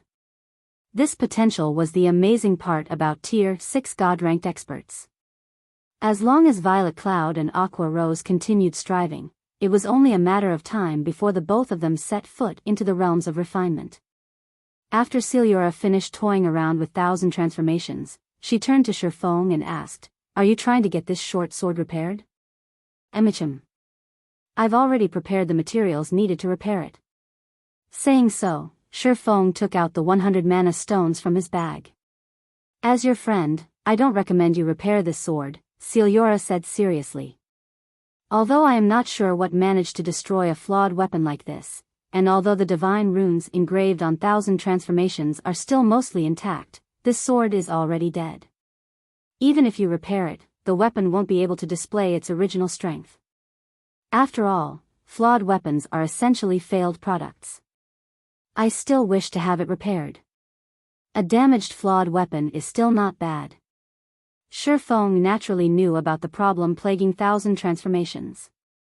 This problem was the reason why Feather had switched out 1,000 transformations for a better weapon back then.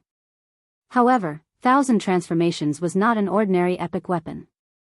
Even if it could not recover its peak state, it would still be significantly stronger than an ordinary epic weapon. I'm not finished speaking. If you were to bring this thing to anybody else, they would repair 1,000 transformations and leave you with a barely usable weapon at most.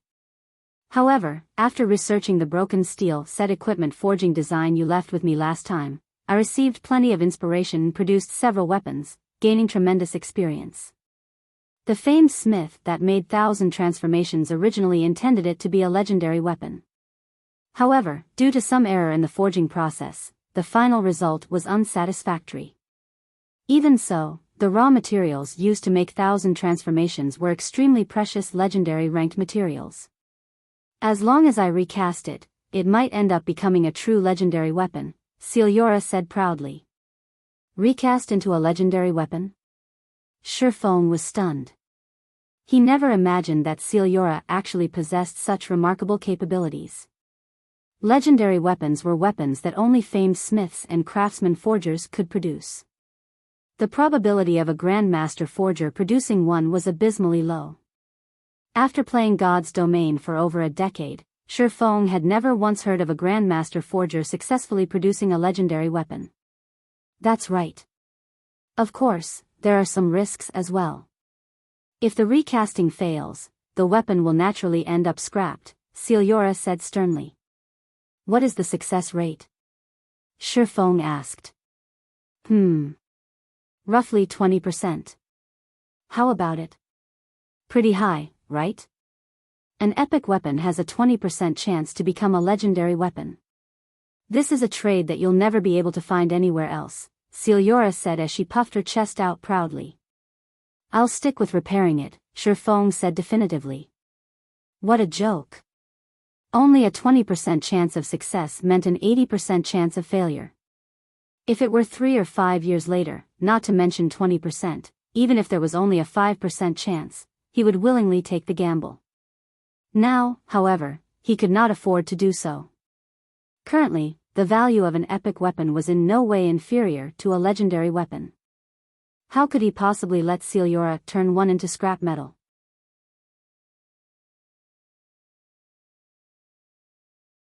Chapter 764, Epic Hidden Quest. Don't be in such a rush. I'm still not done speaking.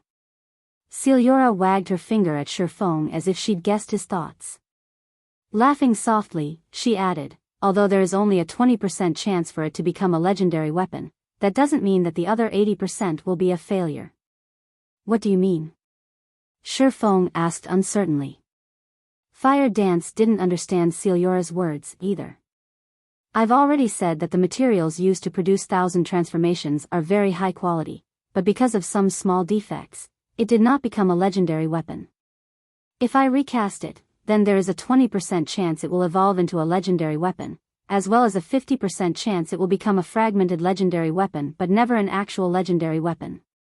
As for the remaining 30%, the recasting will end up a complete failure, and 1,000 transformations will turn into scrap metal, Celiora explained slowly. Now you should understand what I'm trying to say, right? Are you sure you are fine with just repairing it? Shifeng and Fire Dance were both stunned for a long time.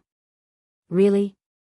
Shifeng sought further confirmation, thinking that he had heard wrong earlier. Not to mention upgrading 1,000 transformations into a legendary weapon, just turning it into a fragmented legendary weapon was already an unbelievable notion. Currently, the various large guilds and major powers in God's domain were frantically searching for traces of epic weapons. Who knew whether they could even obtain one? Fragmented legendary items were practically godly weapons to players right now. It was just like the heavenly dragon's breath he had obtained, which could raise his personal combat power by a large margin. However, the heavenly dragon's breath was only a ring. If it were a weapon, the improvement it could bring him would be dreadfully high. Legendary items could give players the ability to challenge opponents of a higher tier. Tier 1 could go up against Tier 2, Tier 2 against Tier 3, and Tier 3 against Tier 4. Meanwhile, a fragmented legendary item might not allow players to challenge opponents one tier higher than themselves, but it would still increase a player's strength by a large margin. Although Fire Dance was already in the refinement realm and she possessed combat power at the peak of Tier 1, she was still no match for a Lord-ranked monster of the same level at the moment. The purpose of combat techniques was to give players the ability to exert their own combat power. Take an ordinary player for example.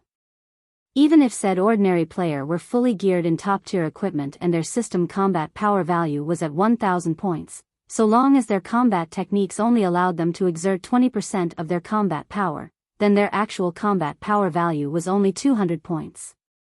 On the other hand, expert players could bring out more of their combat power in battle.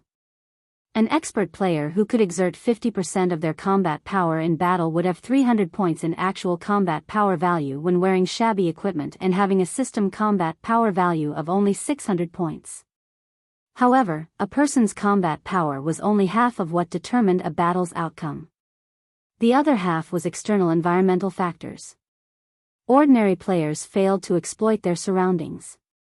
Expert players, on the other hand, were adept at using the environment to their advantage.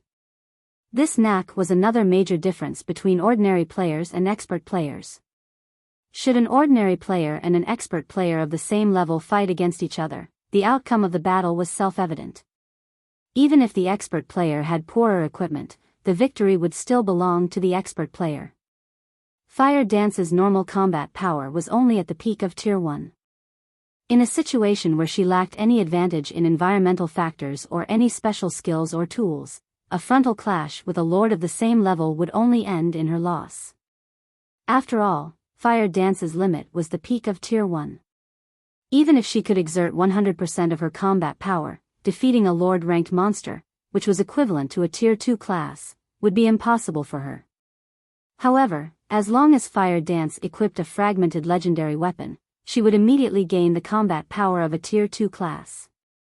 She would then be capable of soloing a lord. "What's your decision now?" Celiura asked with a smile on her face. "Since there's a 50% chance for it to become a fragmented legendary weapon, let's recast it, then." After giving it some thought, Shifeng still decided to gamble. Not only was there a 50% chance to upgrade 1000 transformations into a fragmented legendary weapon, but there was even a 20% possibility for the flawed weapon to become a true legendary weapon. Moreover, although epic weapons were currently extremely precious and could improve a player's combat power considerably, an epic weapon would not provide Fire Dance with the combat power she needed to go up against a lord, even if she wielded 2 epic weapons. Without the heavenly dragon's breath, Shifeng's combat power would directly decrease by at least 40%. In such a case, he would not last even a single exchange with Sky of the Flower of 7 Sins. Such was the strength of fragmented legendary items. If Fire Dance could obtain one herself, rather than improvement, her strength would undergo a metamorphosis. If 1000 transformations became a legendary item, once Fire Dance equipped it, her strength would most likely surpass even Shifeng's. "Since you've already decided, then go prepare the materials." Celiura nodded. Sure enough, the game won't give away a fragmented legendary weapon so easily. Shifeng smiled bitterly. God's domain was particular about fairness. Gains and losses came in equal proportion. No matter how Shifeng thought about it, it was simply impossible for him to turn the broken sword he had casually picked up into a fragmented legendary weapon for no cost whatsoever. The mana stones should be sufficient already. However, it is extremely difficult to melt down legendary ranked materials. Although I have some of the materials I need here at my place, after conducting my previous few experiments, I've already used up all of my Inferno gold. Go and collect 10 more pieces of it for me, Celiora said, smiling. Her eyes gleamed as if she saw a rich tycoon when she looked at Shifeng. System, Epic Hidden Quest Recast 1000 Transformations, accepted. Quest Content, collect 10 pieces of Inferno Gold. Quest Reward, Celiora will recast the Flawed weapon 1000 transformations for you. 10 pieces of Inferno Gold? Does it have to be this vicious? Shifeng felt his stomach aching when he heard the system notification. Guild leader, I've just checked, but there's no mention of Inferno Gold on either the official forums or our guild's database. Where are we supposed to find this thing? Wanting to share some of Shifeng's burden, Fire Dance had searched through Zero Wing's database for Inferno Gold. However, she came away empty-handed. God's domain had an extremely enormous amount of information for players to process. However, aside from basic information, the official game developers did not provide players with anything else. Players had to depend on themselves to search for the information they wanted through the libraries, ruins, and other such places. For convenience, the various large guilds had tasked individuals to collect information in the game after entering God's domain and compile it into a single database. The upper echelons of guilds could then search this database for the information they wanted. After Shifeng established Zero Wing, the guild naturally had tasked certain members with collecting all sorts of information and integrating it into the guild database. This was also the reason why players always crowded the entrance of libraries. Most of these players were not suited to battle but were suited to information gathering. They would also often visit the libraries of various cities to collect information, because the information stored in libraries were not uniform, with some libraries having information that other libraries did not. Only Zero Wing's members could access its database. However, the level of information available to them would also differ depending on the individual's rank within the guild. For example, as the commander of Zero Wing's main force, Fire Dance had first-level authority to the guild database, which was beneath only Shifeng's top-level authority.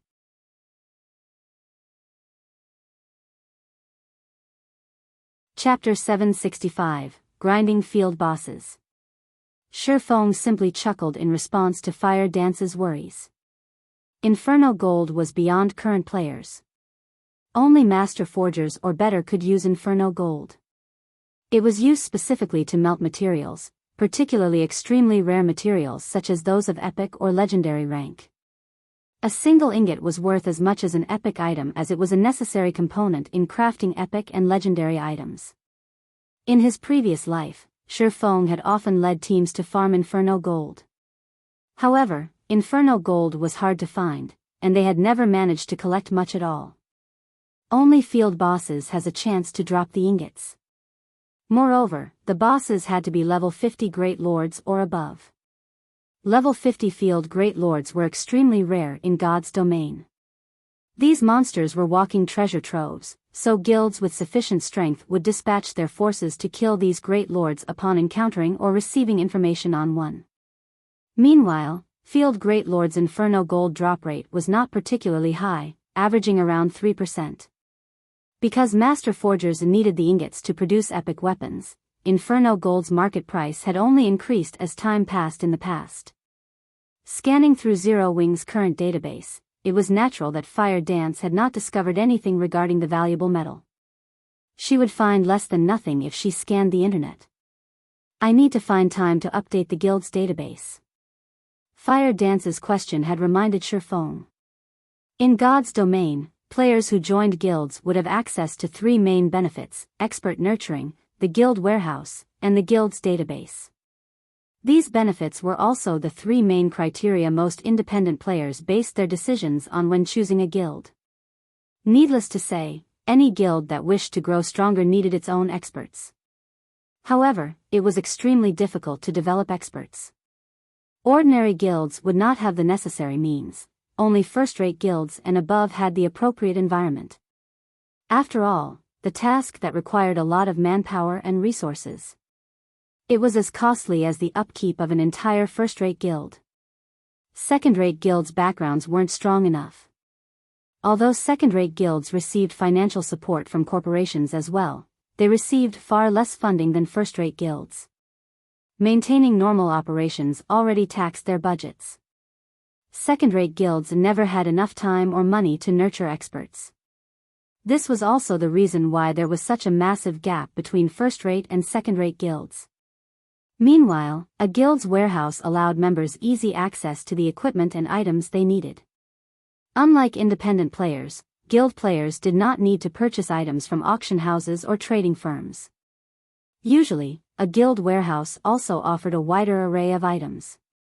A guild's database was even more valuable to players.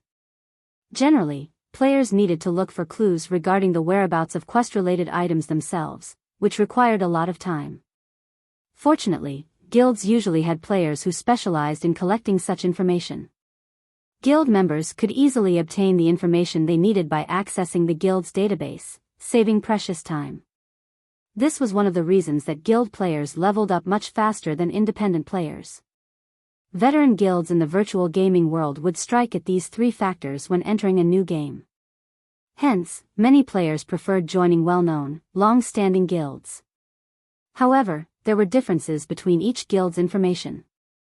Moreover, collecting and registering information was not easy as it had to be transcribed in the guild's database by hand. Meanwhile, every library in God's domain contained an overwhelming amount of information. Transcribing it all into the guild's database was a vast project that needed a lot of manpower.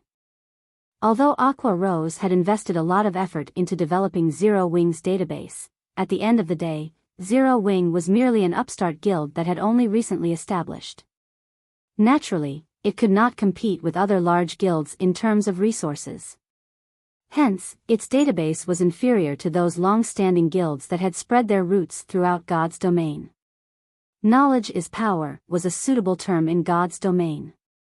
If Zero Wing's current database had even half of the information Shadow had 10 years ago, Zero Wing's strength would soar. Although Shifeng could not remember every shred of information Shadow had collected, he remembered how to acquire a few hidden quests and rare materials. If he recorded this information in the guild's database, it would be a massive help to Zero Wing's upper echelons and the Candlelight trading firm. Moreover, thanks to his Demon Hunter title, Shifeng was a world noble. He could easily visit the libraries of various major cities without needing to complete quests and grind for reputation. He could also take others with him into a library. With this, Zero Wing could send at least one person to every library in God's domain. The guild would be able to gather information even faster than a first-rate guild. It wouldn't be long before Zero Wing surpassed their first-rate neighbors. While Shifeng pondered, his system communicator rang. Phoenix Rain, who had not reached out to him for quite some time, waited for him to accept the call. Guild leader Black Flame, congratulations on your victory in the Stoneclaw Mountains. With this, you have stabilized Zero Wing's position in Stone Forest Town. Really though, you are full of surprises. You actually managed to join the top 100 on the God's Domain experts list. I doubt that there is any major power in God's domain that hasn't heard of you now, Phoenix Rain said, chuckling. May I know what business you have with me? Shifeng did not think that Phoenix Rain had called him just to congratulate him. It's nothing urgent. Your first opponent for the Dark Arena has been decided, so I've called to notify you. Phoenix Rain revealed a charming smile that could melt one's heart. The fight will be in 3 days. The venue is in the Fire Dragon Empire's imperial capital. Don't be late. I'm eager to earn some money off of you. Who's our opponent? Shifeng asked. Ah, I nearly forgot. It's a battle team called Glorious Lions. Everlasting War is their leader. This battle team has already won twice in a row, so it is very strong. I'll send you the information we have on them in a moment, Phoenix Rain said before disconnecting the call. Everlasting War is my opponent? Shifeng could not help his smile when he heard this name. He had originally planned to join the Glorious Lions battle team. He had never imagined that they would be his opponents. Immediately, he turned to Fire Dance. Fire, contact the main force members and have them gather in Starmoon City. Tell them to bring all of the barrier crystals and 9-star polar domain magic scrolls we have left. We're going to grind bosses. Currently, the various large guilds were either busy in the Stoneclaw Mountains or team dungeons, so they were not particularly focused on hunting field bosses, not to mention level 50 field great lords. Guilds typically avoided such bosses like the plague. With the strength of Zero Wing's main force, killing a level 50 field great lord was practically a dream. Fortunately, they had the 9-star polar domain magic array. Shifeng could think of a few level 50 field great lords they could test their strength on. Previously, to avoid the Flower of Seven Sins' assassins, Zero Wing's main force had taken a break from leveling, hiding safely in the city. Hence, their levels were not particularly high. There were no level restrictions or strength suppression in the Dark Arena. Even a difference of one level could lead to a huge difference in attributes. Zero Wing was at a disadvantage. Hence, he needed to raise everyone's levels as quickly as possible.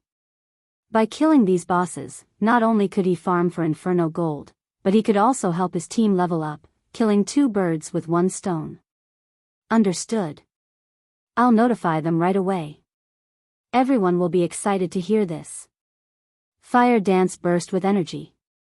It had been a very long time since Shifeng had taken them along to kill bosses. Moreover, after breaking through into the refinement realm, her strength had improved significantly. She could use these bosses to get used to her new strength.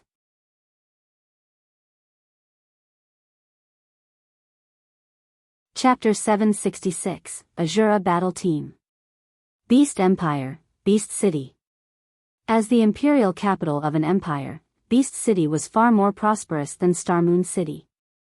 Moreover, its territory was vast. It ranked near the top, even among the many empires on the continent of God's domain. Beast City's player population alone exceeded 10 million.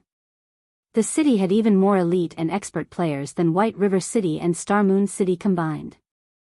Although there were 5 first-rate guilds in Beast City, the imperial capital's true ruler was the super guild Battle Wolves.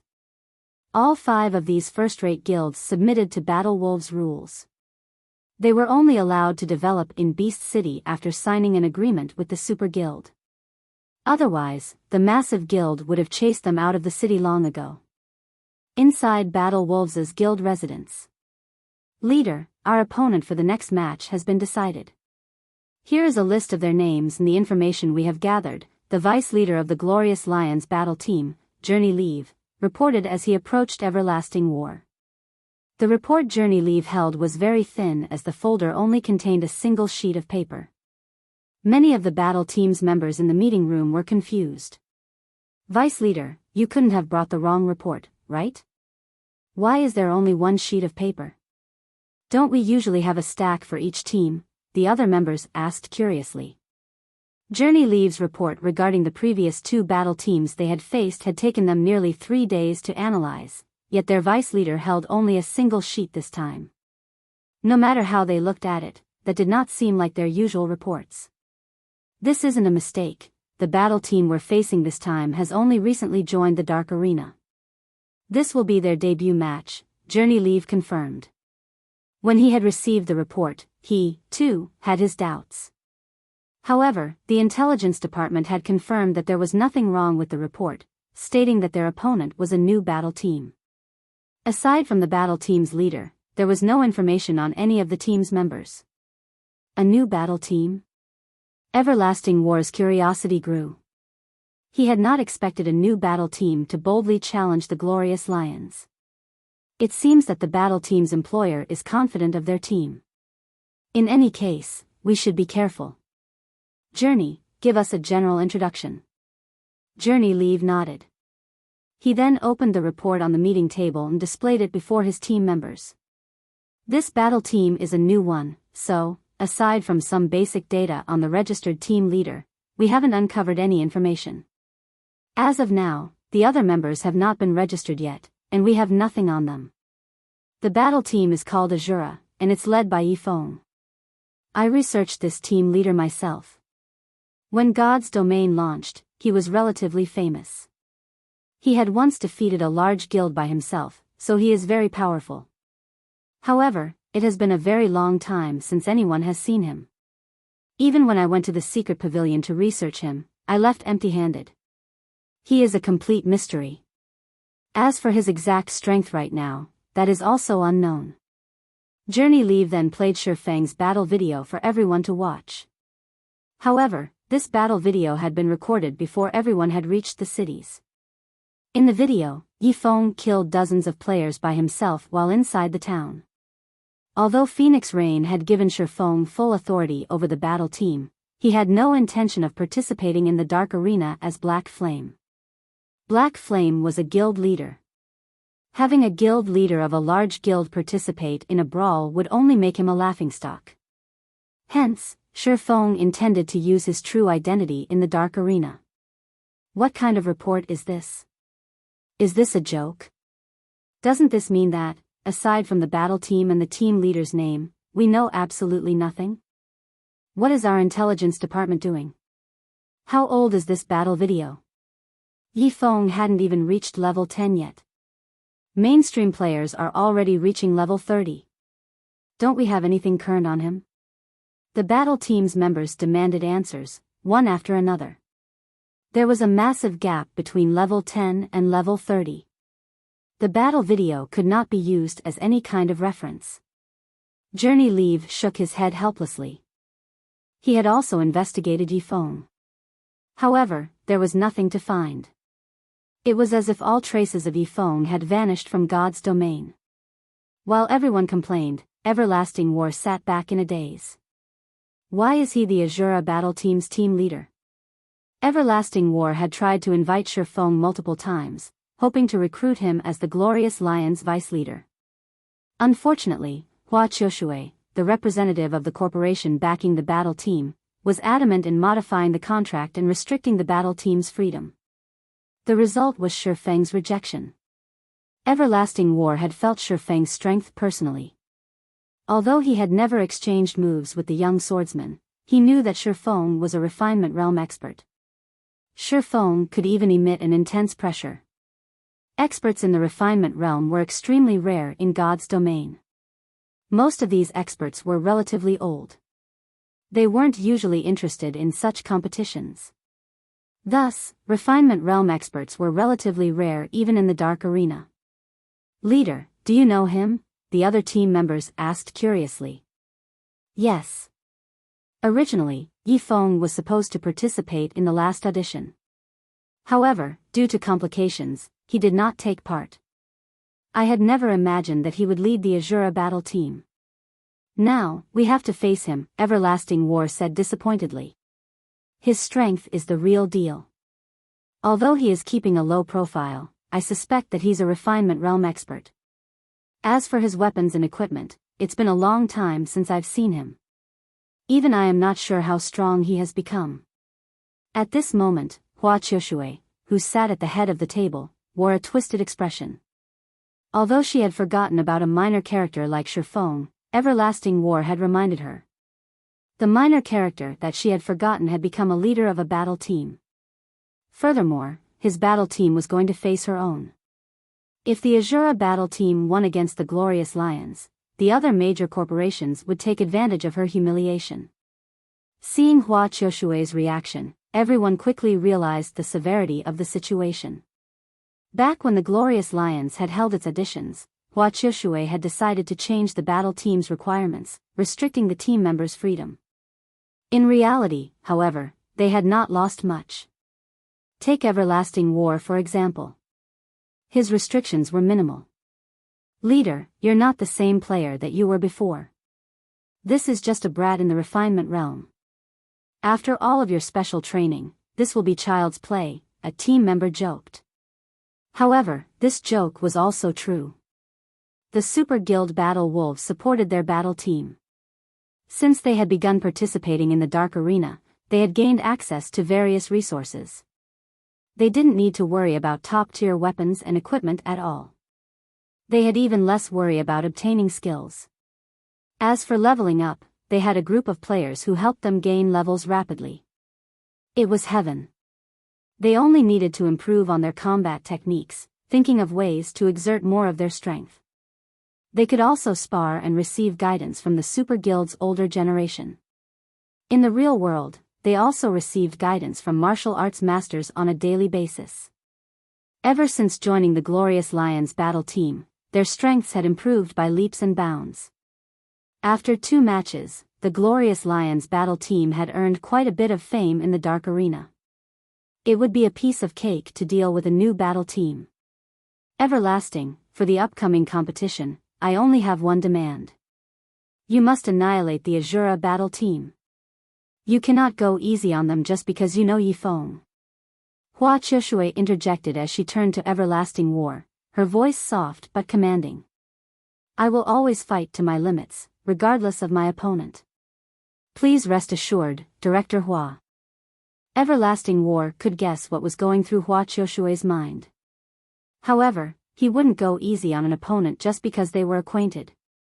The Dark Arena was his battlefield. On a battlefield, he would not show any enemy mercy. Hearing Everlasting War's assurance, Hua Qiushui nodded in satisfaction. Campbell Volcano. After Shifeng finished dealing with his matters, he led Zero Wing's main force to Campbell Volcano in search of level 50 Great Lords. Guild leader, I've found the boss. Minor Wind shouted in the team chat.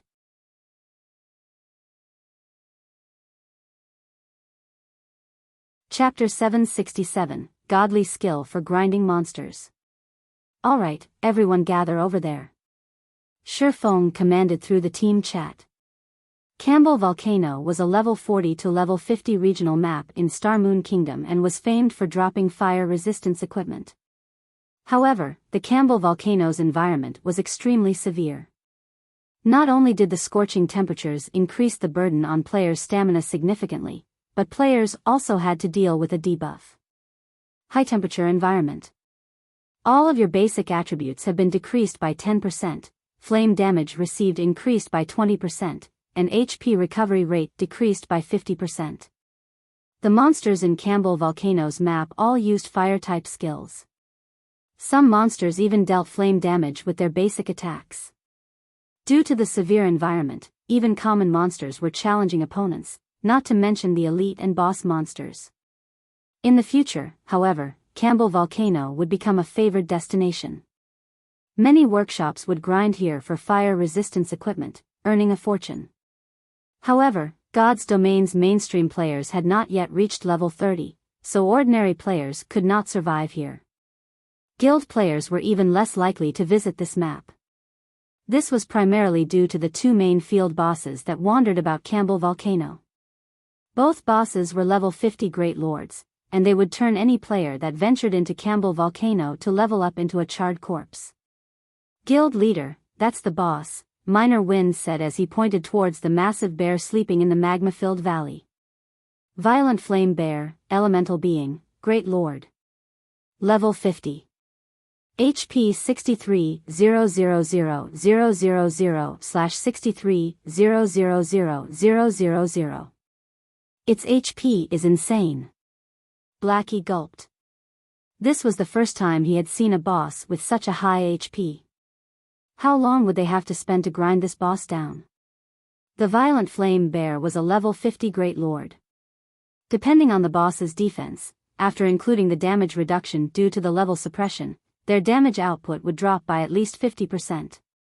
Its HP isn't the only challenge. Don't forget about its environment.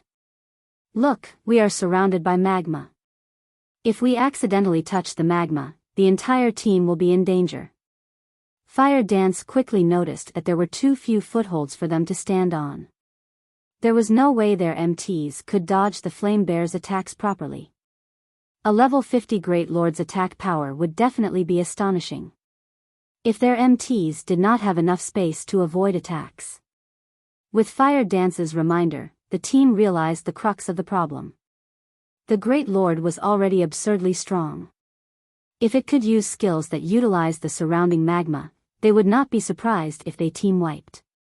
Without extremely high fire resistance, the magma would reduce them to ashes in less than 3 seconds. Fear ripped through the team as they were suddenly paralyzed. Kola, Yi Wumian, stand where the magma intersects. Everyone else, wait along the sides of the valley's entrance. I'll lure the boss. Shifeng could not help but laugh at his team's response. If they threw themselves into battle, they would never defeat a level 50 Great Lord. It was especially true for the violent flame bear. Due to the high-temperature environment, the flame bear could even instant-kill a well-equipped level 50 MT. Normally, only Tier 2 MTs could survive the Great Lord's attacks. In addition, the violent flame bear also had the team-wiping skill Earth Fury. When activated, the Great Lord would execute an earth-shaking stomp. Although the skill's damage was not particularly high, the stomp would create a magma tsunami that would devour all enemies within a 50-yard radius. Even Shifeng, with his high fire resistance, would lose 500 or 600 HP each second in the molten liquid. He'd be surprised if his teammates didn't lose 5,000 HP per second. Among Zero Wing's main force members, even Kola would only last several seconds with all of his life-saving skills active, much less everyone else. In the past, to deal with the violent flame bear, the various large guilds had lost hundreds of 100-man teams. These teams had consisted of level 50 and above elite players. They had been much stronger than Zero Wing's main force. Naturally, since Shifeng had chosen to raid this boss, he had a strategy to deal with it. Shifeng retrieved the Bible of Darkness and Magic Amplification Scroll. He then summoned a demon. A Tier 3 demon was the equivalent of a Great Lord. Although the Tier 3 demon Shifeng summoned would suffer the debuff and wouldn't have any environmental advantages, it could still act as a meat shield. A level 53 Tomahawk demon with 11 million HP appeared before them, stupefying Zero Wing's main force. None of them had thought that Shifeng could still summon a Tier 3 demon. A single Tier 3 demon was far more useful than 4 or 5 level 50, 100-man teams. With this demon, raiding the violent flame bear would be much easier. Go! Shifeng directed the Tomahawk demon to fly towards the Great Lord. When the Tomahawk demon was within 50 yards of the flame bear, the sleeping Great Lord discovered its presence. Suddenly, the flame bear opened its mouth, gathering an overwhelming surge of fire-type mana in its mouth before releasing it. Tier 2 spell, Breath of Fire. Instantly, a red beam of light lanced through the air towards the Tomahawk demon. The beam was too fast. Shifeng already struggled to control the demon. Hence, the red beam struck the Tomahawk demon, sending it plunging into the molten magma. Minus 124,084. The violent flame bear's damage left everyone speechless.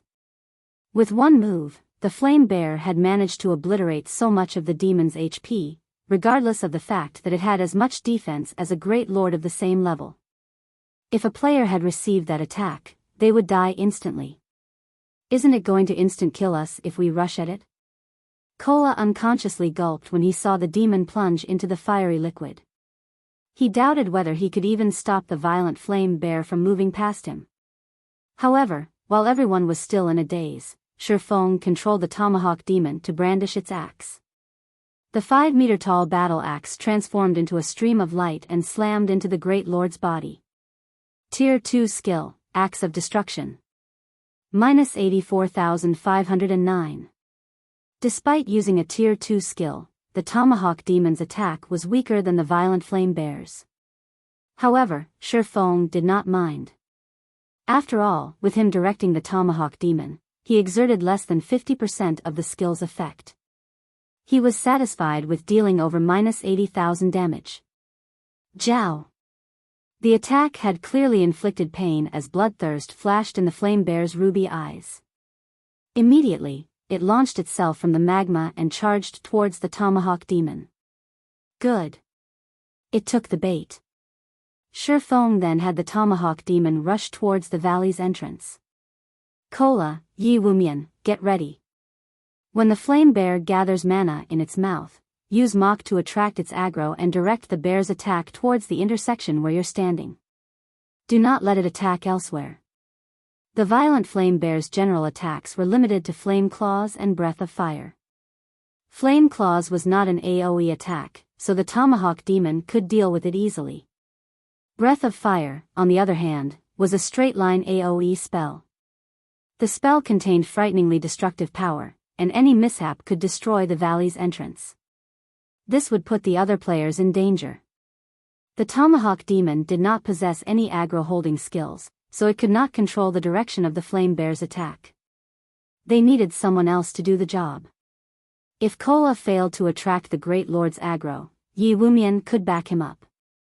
As long as the valley's entrance remained intact, the high terrain could prevent everyone from drowning in magma when the violent flame bear activated Earth Fury. With their HP, Zero Wing's main force members could easily handle Earth Fury's base damage. I understand. Kola nodded heavily. Very quickly, Shifeng lured the violent flame bear to the valley's entrance. He then directed the tomahawk demon to pin the Great Lord down. With the tomahawk demon's high attack power, no one could steal the Great Lord's aggro. Time flew by. Throughout the battle, Zero Wing's main force toyed with the violent flame bear. Whenever it opened its mouth to use its breath attack, Kola provoked it.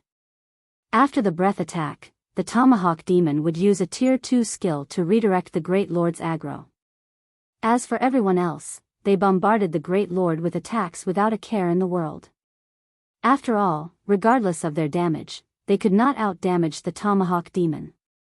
When the violent flame bear eventually executed Earth Fury, although its attack had caused the earth to tremble, and the team members had taken plenty of damage, they still had over half of their HP after the attack. As for the resulting magma wave, it stopped growing after it engulfed the mountain's lower half. It didn't come near Zero Wing's main force. After a dozen or so minutes, Shifeng activated Divine Providence and dealt the final blow.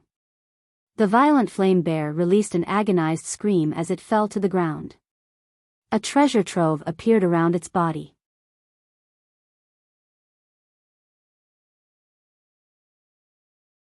Chapter 768, Summoning Flute. In God's domain, killing a field boss for the first time would double its drop rate. Hence, large guilds loved to raid bosses on new maps. Players had yet to develop Campbell Volcano. All of its bosses were untouched. If anyone killed the bosses here, they would obtain a treasure trove. Furthermore, Shifeng had a skill like Divine Providence, which greatly increased his luck attribute. Despite level 50 and above monsters having poor drop rates, after applying the effects of Divine Providence, the violent flame bear dropped a frightening amount of loot. Not only did the Great Lord drop over 20 items, but it had also given everyone a bounty of EXP. A level 50 Great Lord already provided an abundant sum of EXP, but after including the bonus EXP for defeating a monster of a higher level, some members even gained a full level, climbing from 32 to 33. The EXP is awesome. I gained 40% of a level after just a little over 10 minutes of hard work. If I had to level up myself, I probably wouldn't even get this much after half a day of grinding. If we continue leveling up like this, it won't be long before we reach level 40. We'll be able to buy our own mounts. Blackie could not help his excitement when he saw his experience bar. He had never thought that a field Great Lord would provide so much EXP. Even after splitting the Great Lord's EXP between 100 people, he obtained nearly half of an entire level. He was already level 33. He required a massive amount of EXP to level up. Even if he grinded and raided dungeons non-stop, it would take him at least 2 or 3 days to reach level 34. Now, however, he only needed to kill 2 more Great Lords to reach level 34. His could level faster than a rocket. Shifeng simply laughed and shook his head as he watched Blackie's reaction. His friend was too optimistic. Although it was true that field bosses provided an abundance of EXP and that they had only taken a dozen minutes or so to defeat the violent flame bear, field bosses were not common monsters. They were not easy to find. Take Campbell Mountain for example. There were only 2 Great Lords in this entire map. After these bosses died, it would take a day before they respawned. Then could not grind them indefinitely. Moreover, they had been able to kill this boss due to the Tier 3 demon.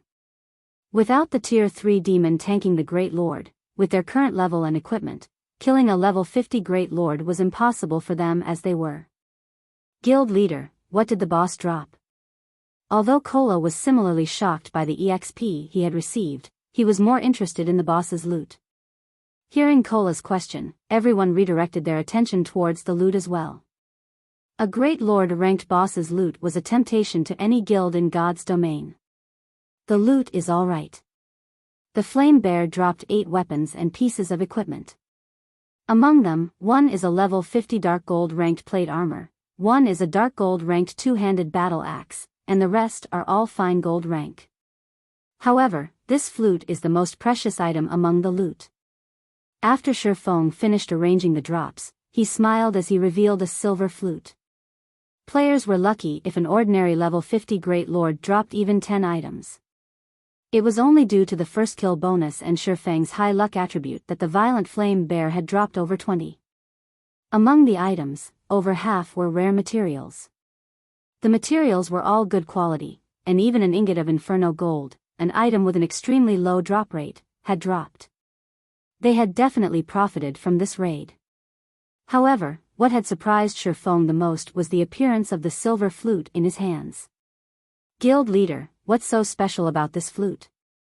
Even after examining it for a long moment, Aqua Rose could not see any peculiarities about the silver flute. The others couldn't see anything special about it either. There was only one line of text introducing this silver flute. Broken flute. If they had picked up this item during a normal hunt, they would have sold it to an NPC as garbage. You guys have heard of summoning flutes, right? Shifeng smiled faintly as he provided a hint. What? Guild leader, are you saying this is a mount? The Guardian Knight Turtledove shouted excitedly. While everyone else relied on their own feet for travel, it would be absurdly awesome if she could ride a high-ranking mount. Mounts were still out of players' reach, and it wasn't only because of their low levels. The main issue was money. Even after reaching level 40, players needed to 40 gold to purchase a steed. Even to expert players, 40 gold was astronomical. Furthermore, expert players would not be satisfied with a common mount. However, obtaining rarer mounts was extremely difficult. A guild mount also required a lot of time and resources to nurturing. Hence, riding a high-ranking mount right now was practically a dream. Everyone began drooling over the silver flute in Shifeng's hands. This flute should trigger a quest that rewards a mount. The mount should be bronze rank at the very least. It might even be mysterious iron rank. Shifeng was relatively familiar with mount quests. A mount quest generally awarded a bronze mount. However, as they had obtained this flute by killing a field boss for the first time, the mount quest might even reward a mysterious iron mount. Alright, which one of you wants it? We'll start the bidding at 50,000 GCPs. In terms of coins, 50,000 GCP was worth roughly 150 gold. A bronze mount would cost far more than just 150 gold. There was also a chance that this silver flute would yield a mysterious iron mount. If that were the case, the mount would be worth several times more. Guild leader, don't you want it? This is a high-ranking mount. Aqua Rose asked strangely. Shifeng was Zero Wings guild leader. He was their guild's face. He should be seen on the best mount they could find. Although she knew that the guild had already captured a mount, the guild stable had not been built yet. None of them could purchase a guild mount right now. Moreover, a guild mount only started out slightly stronger than a common mount. It was far from the prestige of a bronze or mysterious iron mount. I already have one, so you can fight for it. Shifeng smiled faintly. He had not told anyone that he had obtained an even better mount when he had visited the Dark Denver.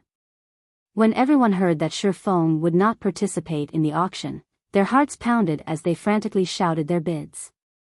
In just a short moment, the bidding had increased past 100,000 GCPs.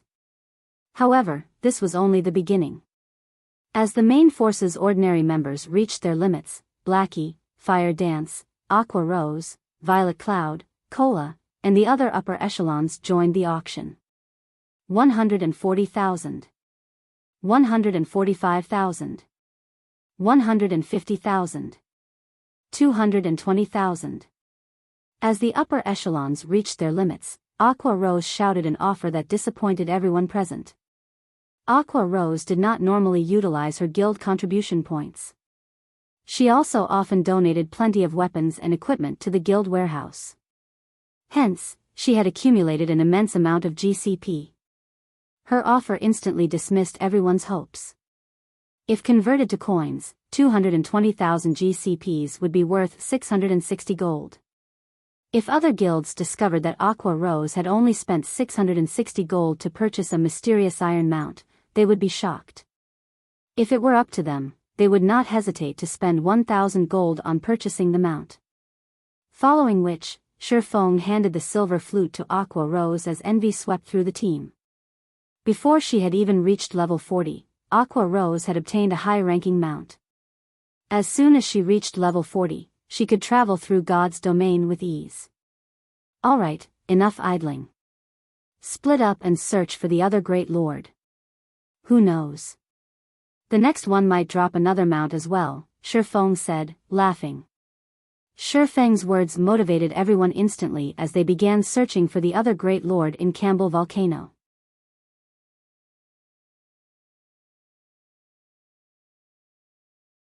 Chapter 769, Levels Rising Rapidly. In the Stoneclaw Mountains. A long-abandoned city rested in a circle of mountains. Tens of thousands of corpses belonging to both players and half-orcs surrounded and littered the city. Several hundred players stood at the city's entrance. They were all out of breath and covered in fresh blood. Flame blood, revive the healers first. We'll continue after some rest, a man wearing deep blue chainmail and carrying a longbow on his back commanded. Flame blood, whose white robes had long since been stained red with blood, immediately began reviving the fallen healers. Guild leader, the respawn rate is simply too fast. We've only managed to clear out these half-orcs after so much trouble. If we don't hurry and enter now, entering the city will become far more difficult, Daybreak Fog said anxiously, a tired expression on her face. To enter this ruined city, Heaven's Burial had dispatched all of their elites, over 20,000 players. Only after several hours of fighting had they eliminated the half-orcs surrounding the ancient city. Overall, they had sacrificed over 20,000 elite players to deal with the tens of thousands of elite half-orcs, a great lord-ranked half-orc, and 5 high lord-ranked half-orcs. If they did not venture into the city now, all the regret in the world would not help them when the monsters respawned. It doesn't matter. Even if they respawn, that level 45 Great Lord won't be a problem. At most, we'll have to deal with those high lords again. If we want to complete this quest, we need to stabilize the situation outside the city. Otherwise, we'll die, Singular Burial, who was the man in the deep blue chainmail, responded calmly. We've been here for several days already. Now that success is in sight, it is important that we do not rush. As long as we complete this quest, Heaven's Burial will become Star Moon City's overlord. Both Ouroboros and the Star Alliance will have no choice but to submit. Currently, players throughout the Star Moon Kingdom and surrounding countries drooled over the Stoneclaw Mountains. These guilds watched Stone Forest Town, which was under Zero Wing's control, enviously. However, nobody knew that. The person responsible for activating the Stoneclaw Mountains was Heaven's Burial's guild leader, Singular Burial. But now that Zero Wing has stabilized its position in Stone Forest Town, it is only a matter of time before the Stoneclaw Mountains become their backyard. Will this quest really help Heaven's Burial become Star Moon City's overlord? Lightning Blade questioned doubtfully. Singular Burial had been keeping a tight lid on the quest's information. Nobody else knew what the quest would award. Based on Lightning Blade's understanding of God's domain, there shouldn't be a quest that could allow a guild to dominate over a city. Zero Wing's backyard? Singular Burial sneered. It's just the Stoneclaw Mountains. So what if we give it to Zero Wing? Since this quest is almost complete, I'll explain. Do any of you know why there are so many magic crystals in the Stoneclaw Mountains? Although other countries have their own regional dungeons that provide magic crystals, none of them are as saturated as the Stoneclaw Mountains. This ancient city is the reason. This city contains a treasure that is capable of condensing mana naturally. Hence, the Stoneclaw Mountains monsters have a much higher chance to drop magic crystals. If we can get our hands on that treasure, even without grinding monsters in the Stoneclaw Mountains, any monster we kill within a certain radius of the item will drop magic crystals. Moreover, the drop rate will be the same as it is in the Stoneclaw Mountains. Do you think I would pay so much just to clear a ruined city if not for such a treasure? When Daybreak Fog and the others heard Singular Burial's explanation, they were stunned. The monsters in the Stoneclaw Mountains were too strong. Not only were these monsters hard to kill, but they were also harder on weapons and equipment than monsters elsewhere. If monsters in other maps could also drop magic crystals with the same probability as the monsters in the Stoneclaw Mountains, they would be able to farm magic crystals much faster and more efficiently than in the regional dungeon. Moreover, it would cost less to farm elsewhere. Even if the other guilds put more effort into farming crystals in the Stoneclaw Mountains, they would be miles behind Heaven's Burial. As long as they had a sufficient stock of magic crystals, Heaven's Burial could rise to power. Alright, get some rest. We'll enter the city when we've recovered, Singular Burial commanded. While Heaven's Burial's members were preoccupied with their secret quest, the various large guilds throughout Starmoon Kingdom desperately tried to level up, getting themselves ready to challenge level 40 large-scale team dungeons. To ordinary players, level 40 was still far out of their reach.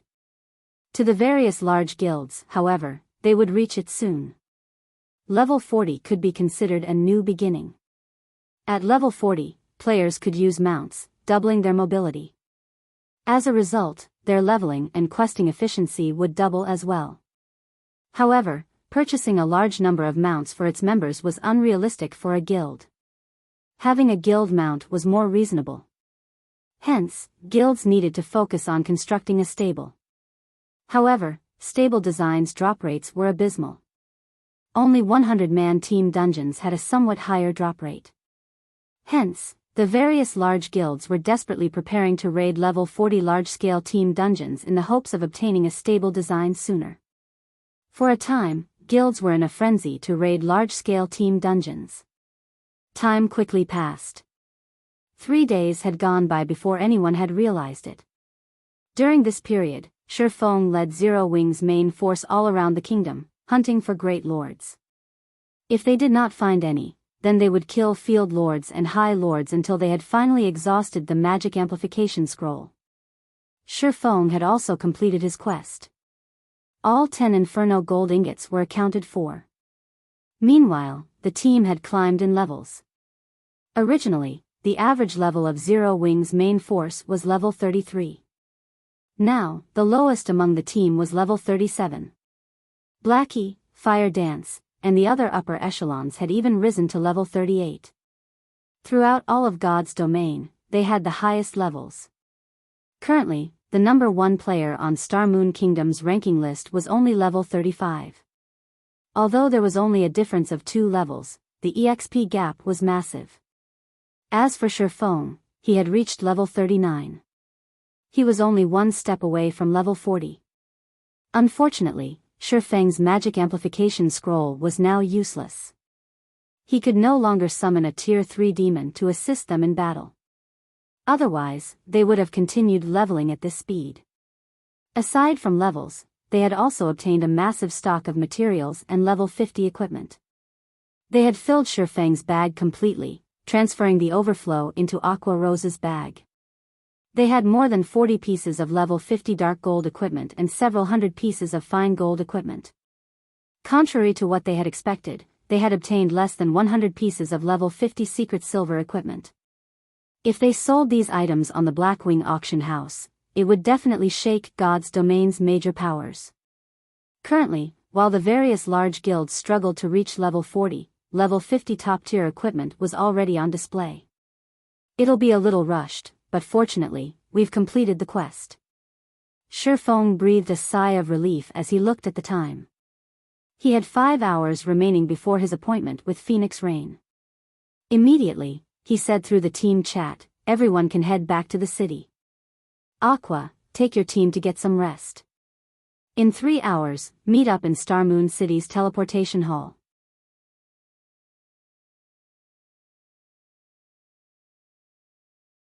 Chapter 770, Basic Fire Resistance Armor Kit. Star Moon Kingdom, White River City, Candlelight Trading Firm. Upon arriving at the trading firm with Fire Dance, Shifeng noticed a significant decrease in the shop's customers. We've reached our limit already? Shifeng glanced at the players on the streets before taking another look at the situation inside the shop. Despite the Candlelight Trading Firm's location in the trade area, a high-traffic area, and the fact that this area enjoyed a growing player population, the trading firm was losing customers. This situation illustrated a lot of problems. Glancing at the street again, Shifeng noticed that several large guilds and merchant players had set up shop near the street corners. With more shops, the competition grew more intense. Although the Candlelight Trading Firm's position in White River City was still unshakable, the trading firm was losing profits. Initially, the firm could bring in over 1,000 gold every day from each shop. Now, including the shops in major cities throughout Star Moon Kingdom and other countries, the trading firm was just barely making a total profit of 1,000 gold per day. Currently, fewer and fewer hot-selling items such as whetstones and advanced whetstones, as well as various other necessities such as recovery potions and mana regeneration potions, sold each day. This was all due to the new competition. Most of these new shops had powerful backers. Furthermore, the designs for hot-selling items were becoming more common. One could easily farm them or purchase them from the auction house. As long as these shops hired some lifestyle players to produce these items and sold them at a lower price than the Candlelight Trading Firm, with a profitable location, they could easily steal plenty of the Candlelight Trading Firm's customers. Fortunately, light stones and basic strengthened armor kits still sold like hotcakes. However, Shifeng knew that this situation would not last. Neither the light stones nor the basic strengthening armor kits were unique items like the mana armor kit. As more time passed and players reached higher levels, it would become easier to obtain these items' designs. As a matter of fact, after just being away from the city for 3 days, other shops had already begun selling basic strengthened armor kits. Only, they demanded slightly higher prices than the Candlelight Trading Firm. It wouldn't be long before light stones would appear in other shops as well. At that time, the Candlelight Trading Firm would lose some of its advantages. Guild leader, why have you called for me? Melancholic Smile asked with a tired expression as she entered the firm's reception room. Melancholic Smile was feeling the pressure of the lost profits. Although she had thought of many solutions, none were effective enough to save them from this predicament. How is the production of the strengthening devices coming along? Shifeng asked. With the Candlelight Trading Firm's current income, they could never earn 150,000 gold in the next 20-some days. They needed to increase their profits. The strengthening devices were their only hope. More players flocked to White River City. Among them, there was no lack of elite and expert players. These players often ventured to high-level maps to grind. The burden on their equipment was much higher than ordinary players. Hence, they also had a much greater need for an item like the strengthening device, so that they could grind and adventure for longer periods. So far, I've produced 400 strengthening devices. My success rate is roughly 40%. Unfortunately, our stockpile is still too small to begin selling them. We will sell out before we even begin attracting customers. I intend to put them up for sale in the trading firm once we have a stockpile of 1,000 units. Melancholic Smile was optimistic about the strengthening devices. When they began to offer the strengthening devices, the Candlelight Trading Firm would regain its popularity, increasing their daily sales tremendously. A success rate of 40%? Shifeng was slightly surprised. He had not expected Melancholic Smile to have such a high success rate. If Shifeng produced the strengthening devices himself, he'd have a 30% success rate at most. He then revealed a stack of designs and passed them to Melancholic Smile, saying, "Let Coco and the others learn these designs. If the firm has anyone with potential, you can allow them to learn one as well. Produce as many of these as you can. I have something important I need them for." Melancholic Smile was dumbfounded as she accepted the stack of designs. Strengthening Device. Basic Fire Resistance Armor Kit. Melancholic Smile already knew how important the strengthening device was. Obtaining even a single design was already an amazing feat, yet Shifeng had 5 more. If they had 5 more people producing the strengthening devices, they could satisfy the demands of 1 or 2 cities worth of players. After all, the cost of forging for the strengthening device was relatively high, and the forging success rate was low. Hence, they could not offer the devices for too low a price. However, the other item, the Basic Fire Resistance Armor Kit, confused her slightly. Basic Fire Resistance Armor Kit. Defense plus 120.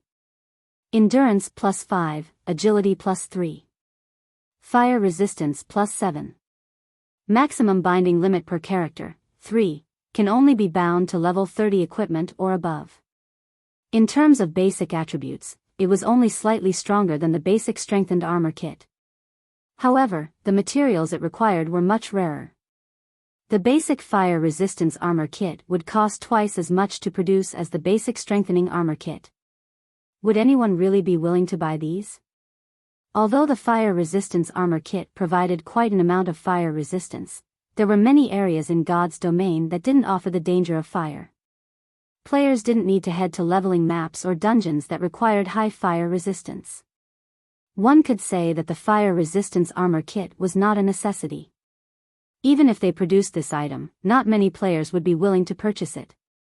However, the fact that Shifeng viewed the basic fire resistance armor kit and the strengthening device as equally important showed that the former was just as precious. From now on, focus on forging strengthening devices and basic fire resistance armor kits.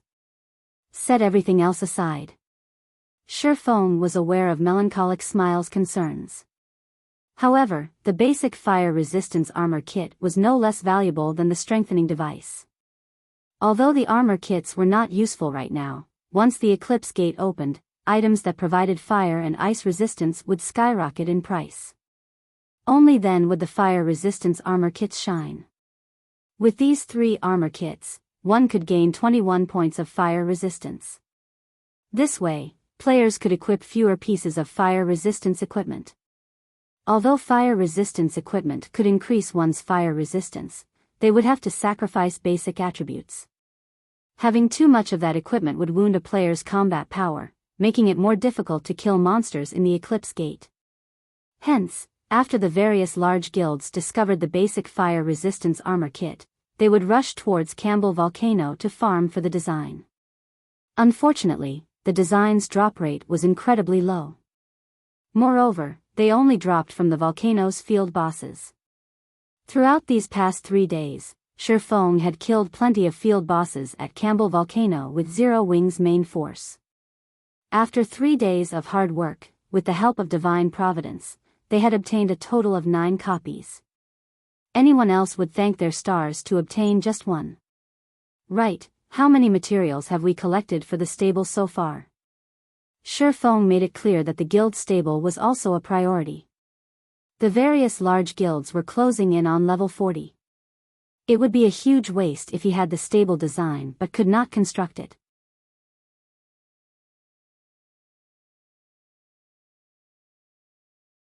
Chapter 771, 1000 Transformation Evolves. Hearing Shifeng's question, Melancholic Smile's expression sank, a hint of embarrassment appearing on her face. I've only managed to gather a little more than half of the required materials. We're still short 20 logs of primal emerald wood and 12 soul cultivating stones, Melancholic Smile reported honestly. Shifeng had instructed her to handle the material collection for the stable, regardless of the price, a while ago. Yet, until now, aside from the materials Zero Wings members had gathered, she had only managed to source a small fraction of the required materials. All right. I doubt we'll be able to obtain the remaining materials easily. I'll try to think of a way to collect the rest. focus on forging the strengthening devices. Shifeng nodded. Shifeng understood just how difficult it was to find the materials they needed to construct a stable. Even in 100-man hard mode team dungeons, the drop rates for these materials were abysmally low. Only Hell mode had a slightly higher drop rate. If they had not obtained the first clear of the Frost Prison, they wouldn't have as much stock as they did right now. It was already impressive that they had over half of the materials. Moreover, the situation in God's domain had changed. The various large guilds were only a short time from the level 40 era. As long as the various large guilds did a little research, they would discover a hint to what they needed for their own stables. Primal emerald wood and soul cultivating stones were among the more obvious necessities. However, only those with stable designs would know the majority of the materials they needed. There were many kinds of rare materials that dropped in large-scale team dungeons, and they could be used in multiple designs. Even if they came across some building material that the stable design would require, the various guilds might assume it had a different purpose. However, as information on the primal emerald wood and soul cultivating stones was available in cities' libraries, it would be nearly impossible to purchase these materials from other guilds. They were usually hard to obtain.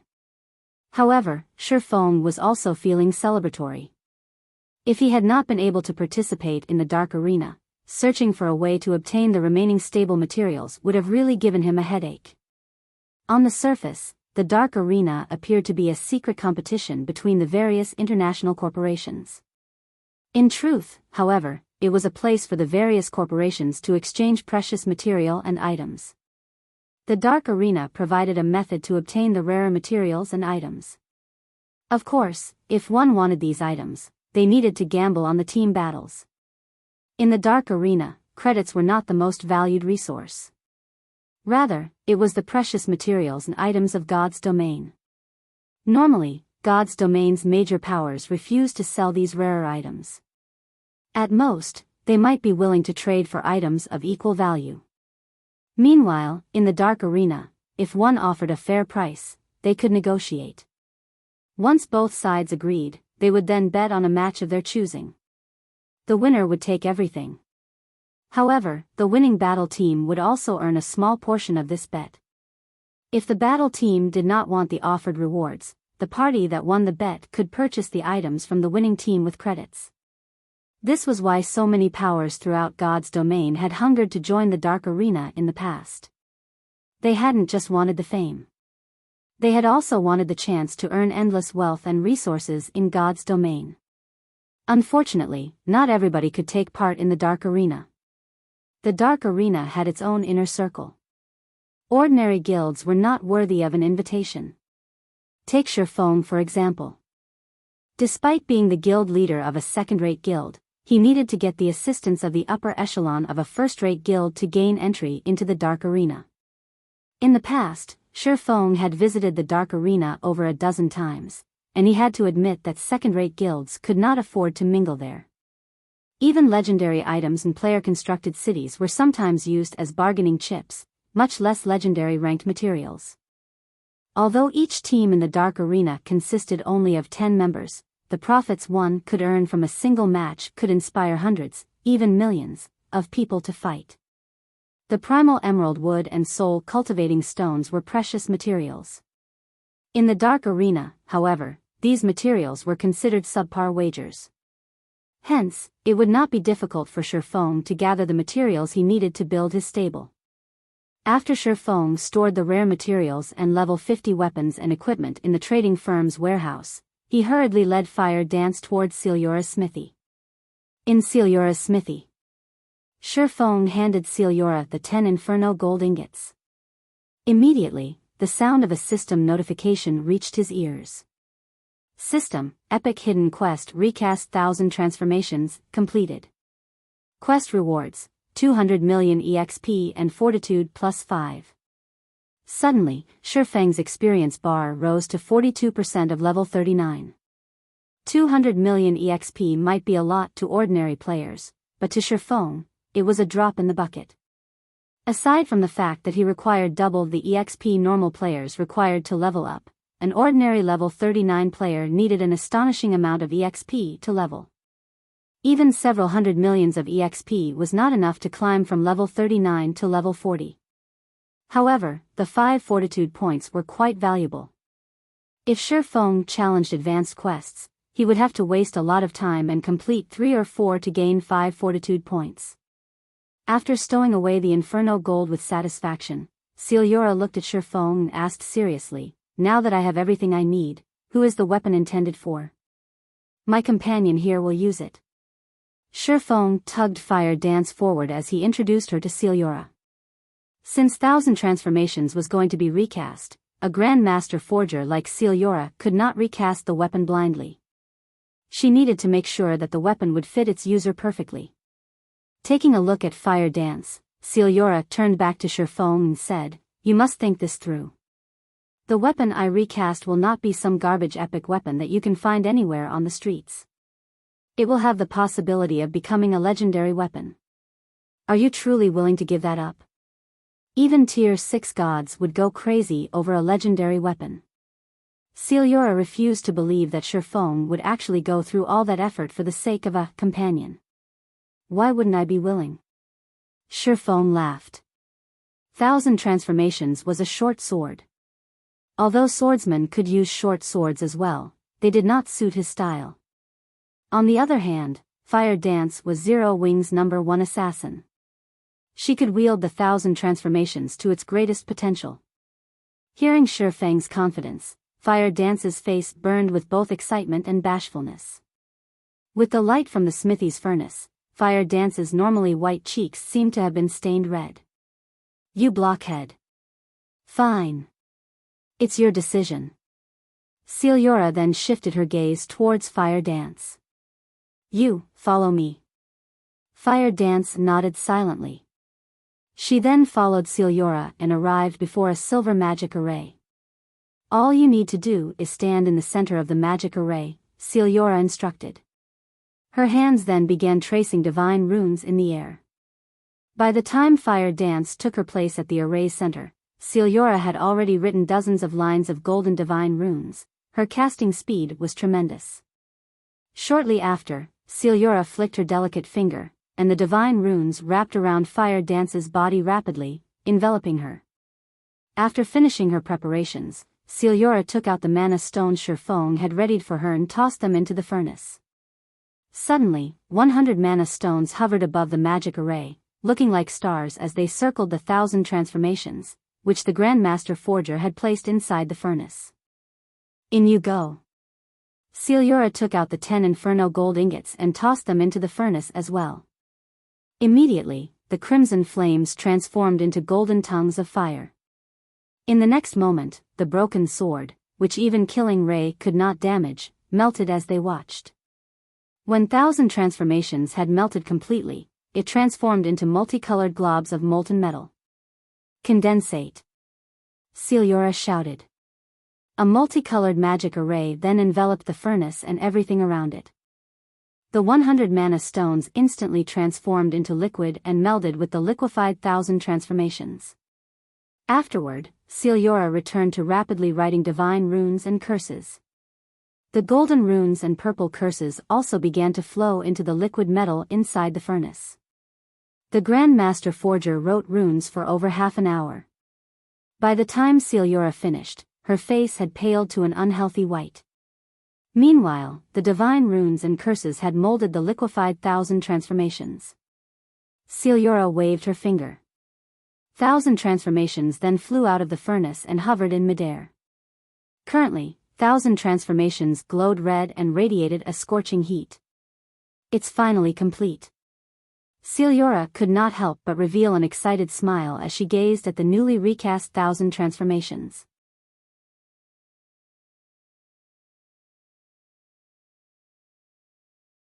Chapter 772, Extraordinary Ability.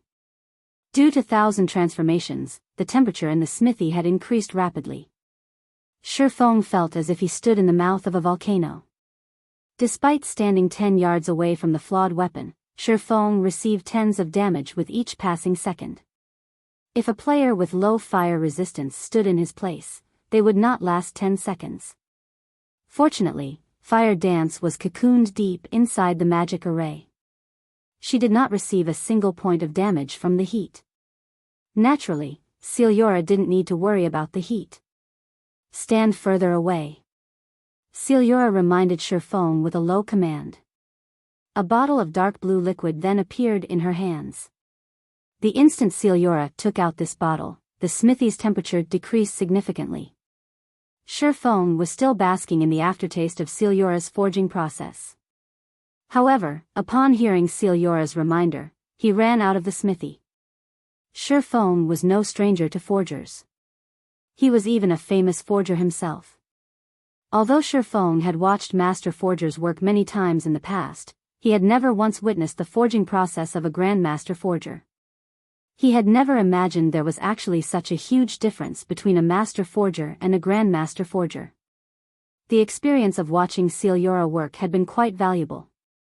Even after 10 years, Grandmaster forgers had still been extremely rare in God's domain.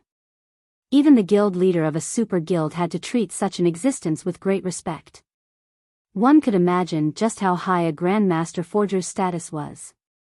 Initially, Sherfone had thought that the largest difference between a master forger and a Grandmaster forger was their research and understanding of materials. However, after watching Celiora work, he realized the difference wasn't just the understanding of materials. A master forger could never hope to compare to a Grandmaster's understanding of divine runes, curses, and magic arrays as well. It was no wonder why the master forgers of Shadow had never reached Grandmaster status, regardless of how hard they had tried. The strength of Grandmaster forgers was ridiculous.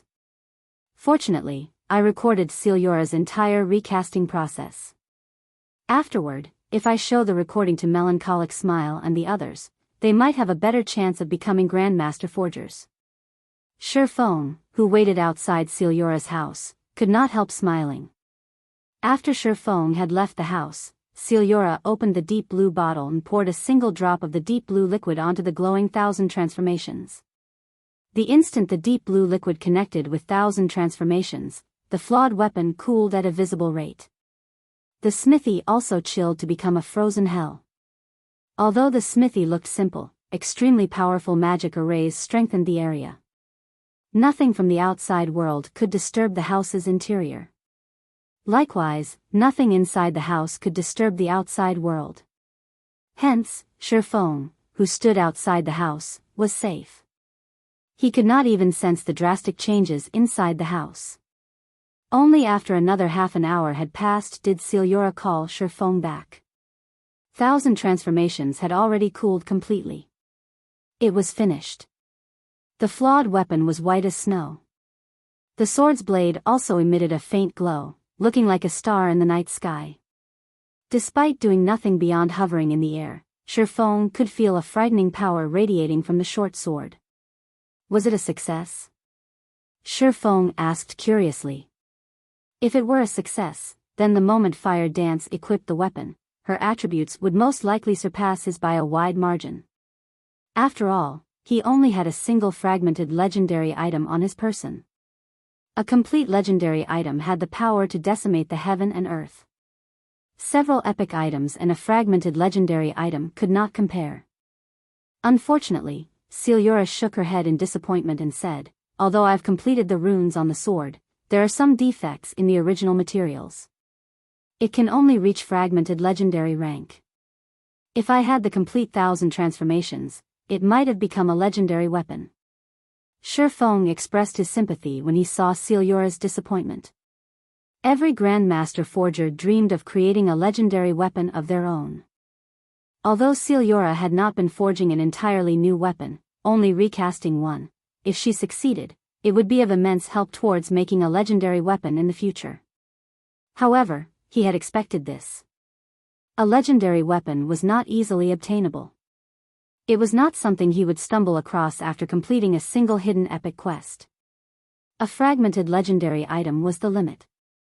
If he wanted to obtain a legendary weapon, he would have to complete a legendary quest at the very minimum.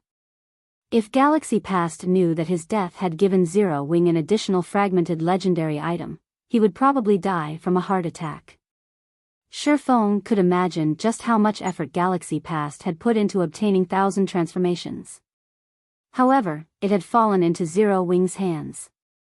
As for Feather, the future god-ranked assassin, Shifeng could only apologize to him. "Come, test it out," Celiora said as she turned to Fire Dance, who had been frozen in place throughout this process. Players could wield and test any weapon in God's domain. However, if they did not meet the necessary requirements, they could not use the weapon in battle. When Fire Dance grasped the hovering 1,000 transformations, she was instantly stunned. Only after a long moment did she dazedly make a few casual swings. Suddenly, a silver flash appeared in the smithy. Despite only swinging the weapon a few times, it felt as if the silver sword were present throughout the building. Moreover, only the sacred sword killing ray in Shifeng's hands could match this sword's speed. So strong. Shifeng watched the myriad of sword images that filled the space, feeling threatened. Despite being a Void Realm expert, he could not predict the 1,000 transformations' attack trajectory. He also couldn't tell which image was real and which image was just an afterimage. They all seemed real and fake at the same time. Is this the true power of 1,000 transformations? Shifeng had watched Feather's battle videos in the past. However, 1,000 transformations had not been this powerful. Although Feather's attacks with 1,000 transformations had also created numerous sword images, a refinement realm expert could, more or less, differentiate the fakes from the real deal. Meanwhile, Shifeng had already reached the Void Realm, yet, he couldn't differentiate between the sword images Fire Dance had created. Even though he could feel many of the sword images were fake and were out of sync with Fire Dance's movements, the pressure these sword images gave off felt very real to him. There is a reason why this sword was named the 1,000 Transformations. When swung, it can transform its user's attack into a myriad of forms and confuse the enemy. However, when the opponent attempts to retaliate, they will quickly discover that most of the sword images are fake. Yet, when struck by these fakes, they will receive damage. 1,000 transformations can interchange illusions with reality. It's a pity that it did not become a legendary weapon. It would have been truly magnificent, Celiora explained, smiling. As she had personally upgraded this weapon to fragmented legendary rank, she understood 1,000 transformations like the palm of her hand. How about it? Do you feel any discomfort while using it? Fire Dance was still deeply immersed in the sensation of using 1,000 transformations. Even after Celiora asked her a question, she remained unresponsive. However, judging from Fire Dance's current reaction, it was obvious that the weapon fit her like a glove. Guild leader, it feels like this weapon is a part of my body. I can even feel the blade cut across air. Fire Dance said excitedly as she wielded 1,000 transformations like a favorite toy. Of course. This is a fragmented legendary weapon Lady Celiora has personally adjusted for you.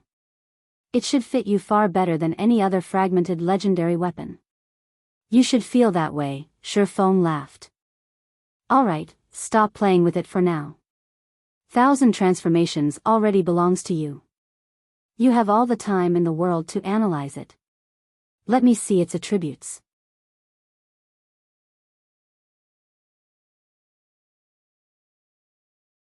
Chapter 773, Strongest Attributes. Shifeng was incredibly curious to see how powerful a fragmented legendary weapon was. There were quite a number of fragmented legendary items in God's domain. However, those who had obtained fragmented legendary items were not fools. They would not intentionally reveal their items' attributes, allowing their opponents an opportunity to guess their strength and discover weaknesses. Moreover, fragmented legendary items that belonged to large guilds were kept as guild secrets. They wouldn't even advertise owning one, much less revealing the item's attributes. Although Shifeng had been Shadow's guild leader in the past, the guild had not owned a single fragmented legendary item. On the other hand, the guild had owned quite a few epic items. However, at the end of the day, an epic weapon was only an epic weapon. It could never compare to a fragmented legendary weapon. Hearing Shifeng's request, Fire Dance lost her composure. Hurriedly, she sent Shifeng the 1,000 transformation statistics. As expected of a fragmented legendary weapon. Compared to this, an epic weapon is practically garbage. Shifeng's hands involuntarily trembled when he saw the weapon's attributes.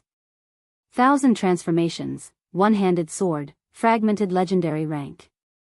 Equipment requirement, strength 700, agility 700.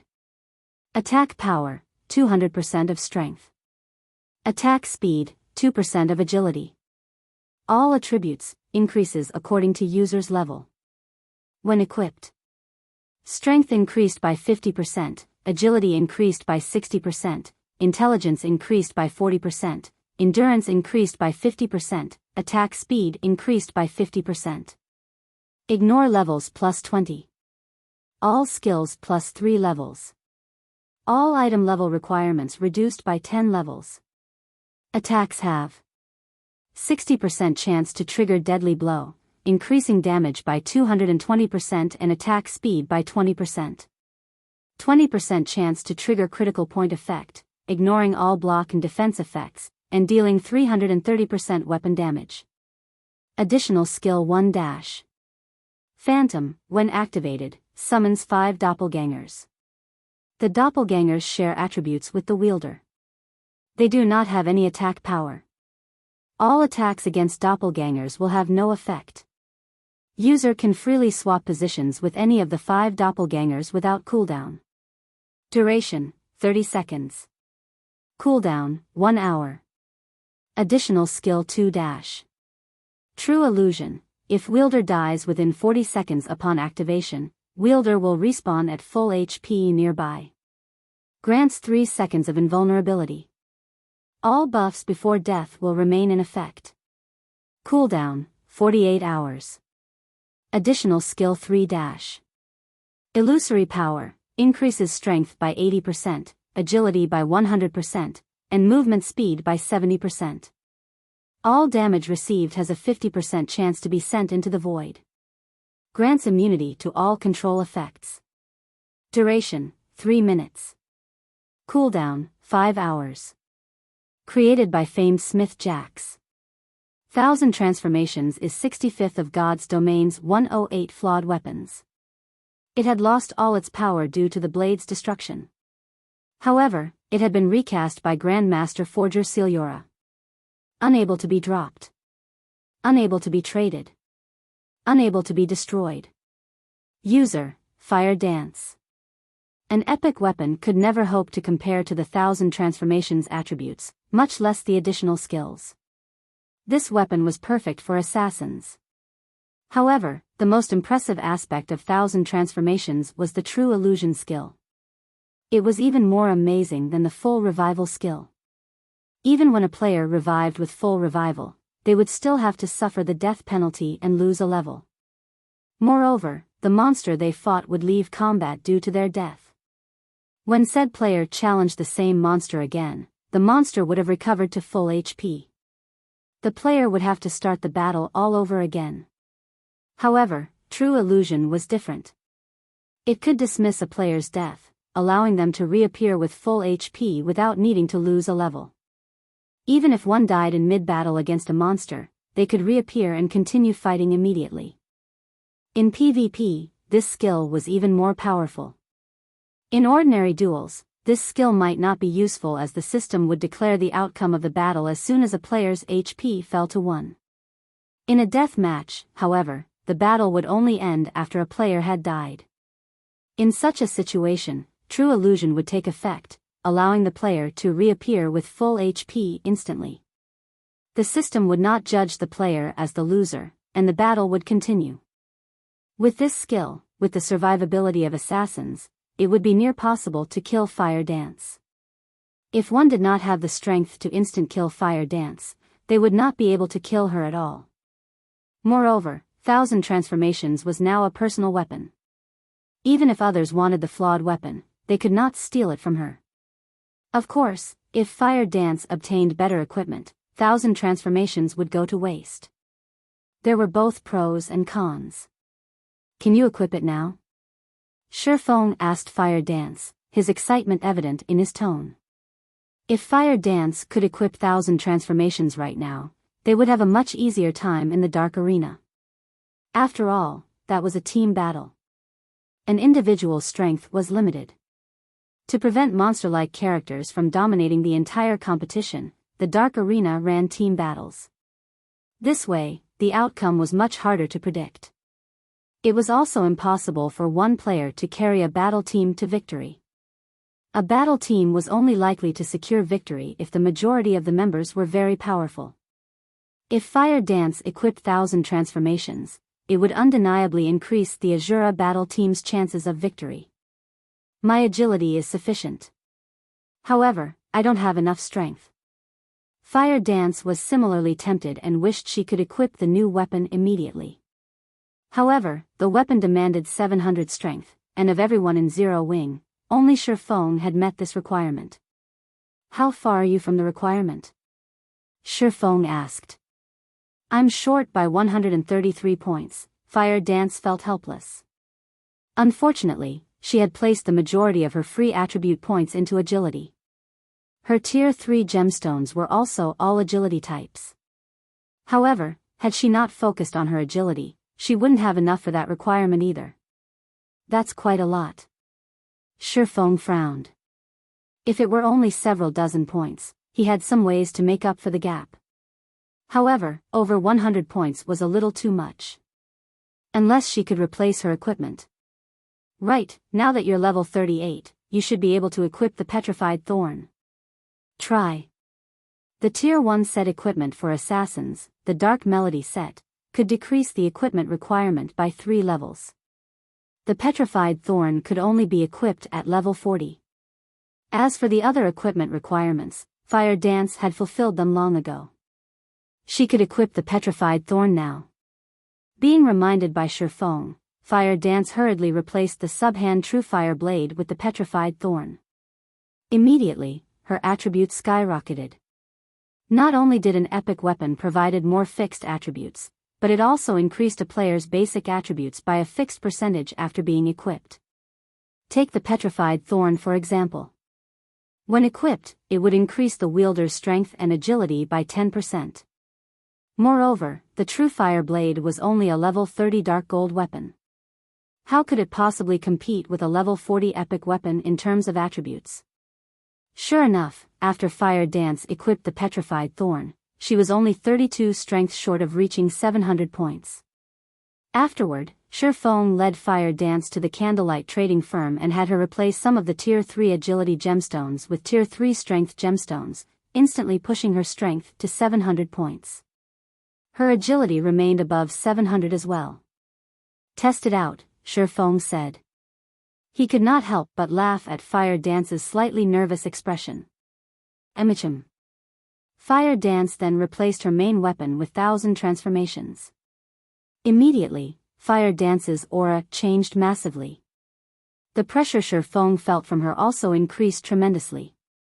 The assassin now felt like a ferocious beast that had just woken and bared its sharp fangs. Shifeng was incomparably excited to see Fire Dance's strength increase. Currently, in terms of basic attributes, Fire Dance had surpassed him. Alright, it's time to make a trip to the Fire Dragon Empire. Shifeng smiled.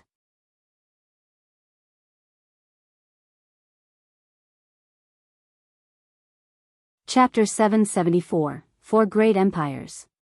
In one of the bars in Star Moon City's slums, a middle-aged man in silver robes turned and looked at his surroundings.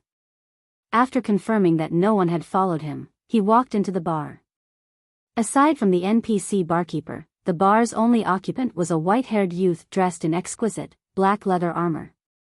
When the white-haired youth, who had been enjoying a bottle of vodka in silence, sensed the silver-robed man walk over, he turned around and smiled, saying, "You're finally here. It seems that Black Flame has put you through quite the ringer. Did you finish what I asked you to do?"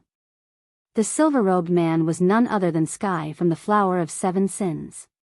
He was also the first Void Realm expert Shifeng had killed. Sky's position in the Flower of Seven Sins was extraordinary. He could be considered one of the organization's key figures. Normally, upon meeting, the Flowers members only felt fear and respect. They were deeply afraid of offending Sky, who had a strange personality. Yet, when speaking with this man, the white-haired youth remained calm and natural. If the other members saw this, they would definitely be shocked. As you guessed, he can steal players' immortal souls. However, I did not discover that item's presence on him. Really though, this incident has ruined me. I wasn't able to log into the game for 3 days. I've fallen behind in levels. I even lost an excellent pair of shoes. Say, how do you intend to compensate me for the losses? Sky said, annoyance clear in his tone as he glared at the gloating youth. Fine. They were just a pair of shoes. What do you think of this? The white-haired youth asked, laughing. He then revealed a pair of level 35 dark gold ranked combat boots. Currently, God's Domain's mainstream players were around level 30, while its experts were level 33. Even expert players were barely reaching level 35. Yet, the white-haired youth could so easily hand Sky a pair of level 35 dark gold ranked combat boots. Even level 30 dark gold equipment was very difficult to obtain, not to mention level 35 dark gold equipment. That is more like it. Anything less and you'd fail to live up to your name, Silver. Sky, however, was not particularly surprised. He accepted the combat boots. You really are a strange one. Instead of looking for him yourself, you chose me to test his strength and learn whether or not he has that item. Isn't this just a waste of time? With your abilities, can't you find an opportunity to kill him fairly easily? You don't understand. There is only one chance to obtain that item. In the off chance that I alert him, I will lose that one opportunity. Besides, it was fortunate that I didn't join you. It would have been too difficult to kill him. He didn't bring the item with him either. Killing him would have been useless. Silver shook his head. Laughing softly, he said, I am not in a rush, anyway. In any case, I have other places to be, as well. However, I need you to keep a close eye on him and report any movement to me. As for the reward you requested, I'll take care of it as soon as possible. However, you mustn't forget that only you and I know this information. If I find that word has gotten out, you will suffer the consequences. Sky involuntarily shivered under Silver's warning glare. Hurriedly, he replied, I understand. Silver was a true upper echelon of the Flower of Seven Sins. Throughout the organization's history, Silver was the only player to join the organization's upper echelons at such a young age. His strength and abilities were extraordinary. If he offended Silver, not only would he find it impossible to mingle in God's domain, but he would also suffer in the real world. Fire Dragon Empire, Flame Dragon Imperial City. God's domain was the home of numerous empires. The 4 great empires, however, towered above the rest. The Fire Dragon Empire was one of these 4. The Beast Empire's imperial capital only had a player population of around 10 million. Flame Dragon City, however, had a population of over 30 million. Beast City could not compete with Flame Dragon City. At the same time, Flame Dragon City was also one of the 4 venues that often hosted the Dark Arena. Flame Dragon City's territory was also massive. Compared to Flame Dragon City, Starmoon City and White River City were merely small children. Currently, a large number of players had gathered in Flame Dragon City's underground arena. Every one of these players either held prominent positions in the virtual gaming world or was one of God's domain's many overlords. No one could afford to offend a single one of these players. Currently, ordinary players could not enter the underground arena as a super guild had cordoned off the area. If a player dared to cause a scene here, they would find themselves very quickly removed from God's domain. Hence, no one dared to approach without an invitation. Big Sis Rain, it's almost time, yet those people haven't arrived yet. Should we have the others prepare for now? A charming beauty wearing luxurious, purple mage robes asked Phoenix Rain softly. We still have some time. It won't hurt to wait a little longer. If they aren't going to show up, we'll have the others take their place, Phoenix Rain said as she glanced at the charming beauty beside her. Smiling, she continued, Blue, I know you have a low opinion of Zero Wing, but Black Flame is the expert who defeated Martial Dragon.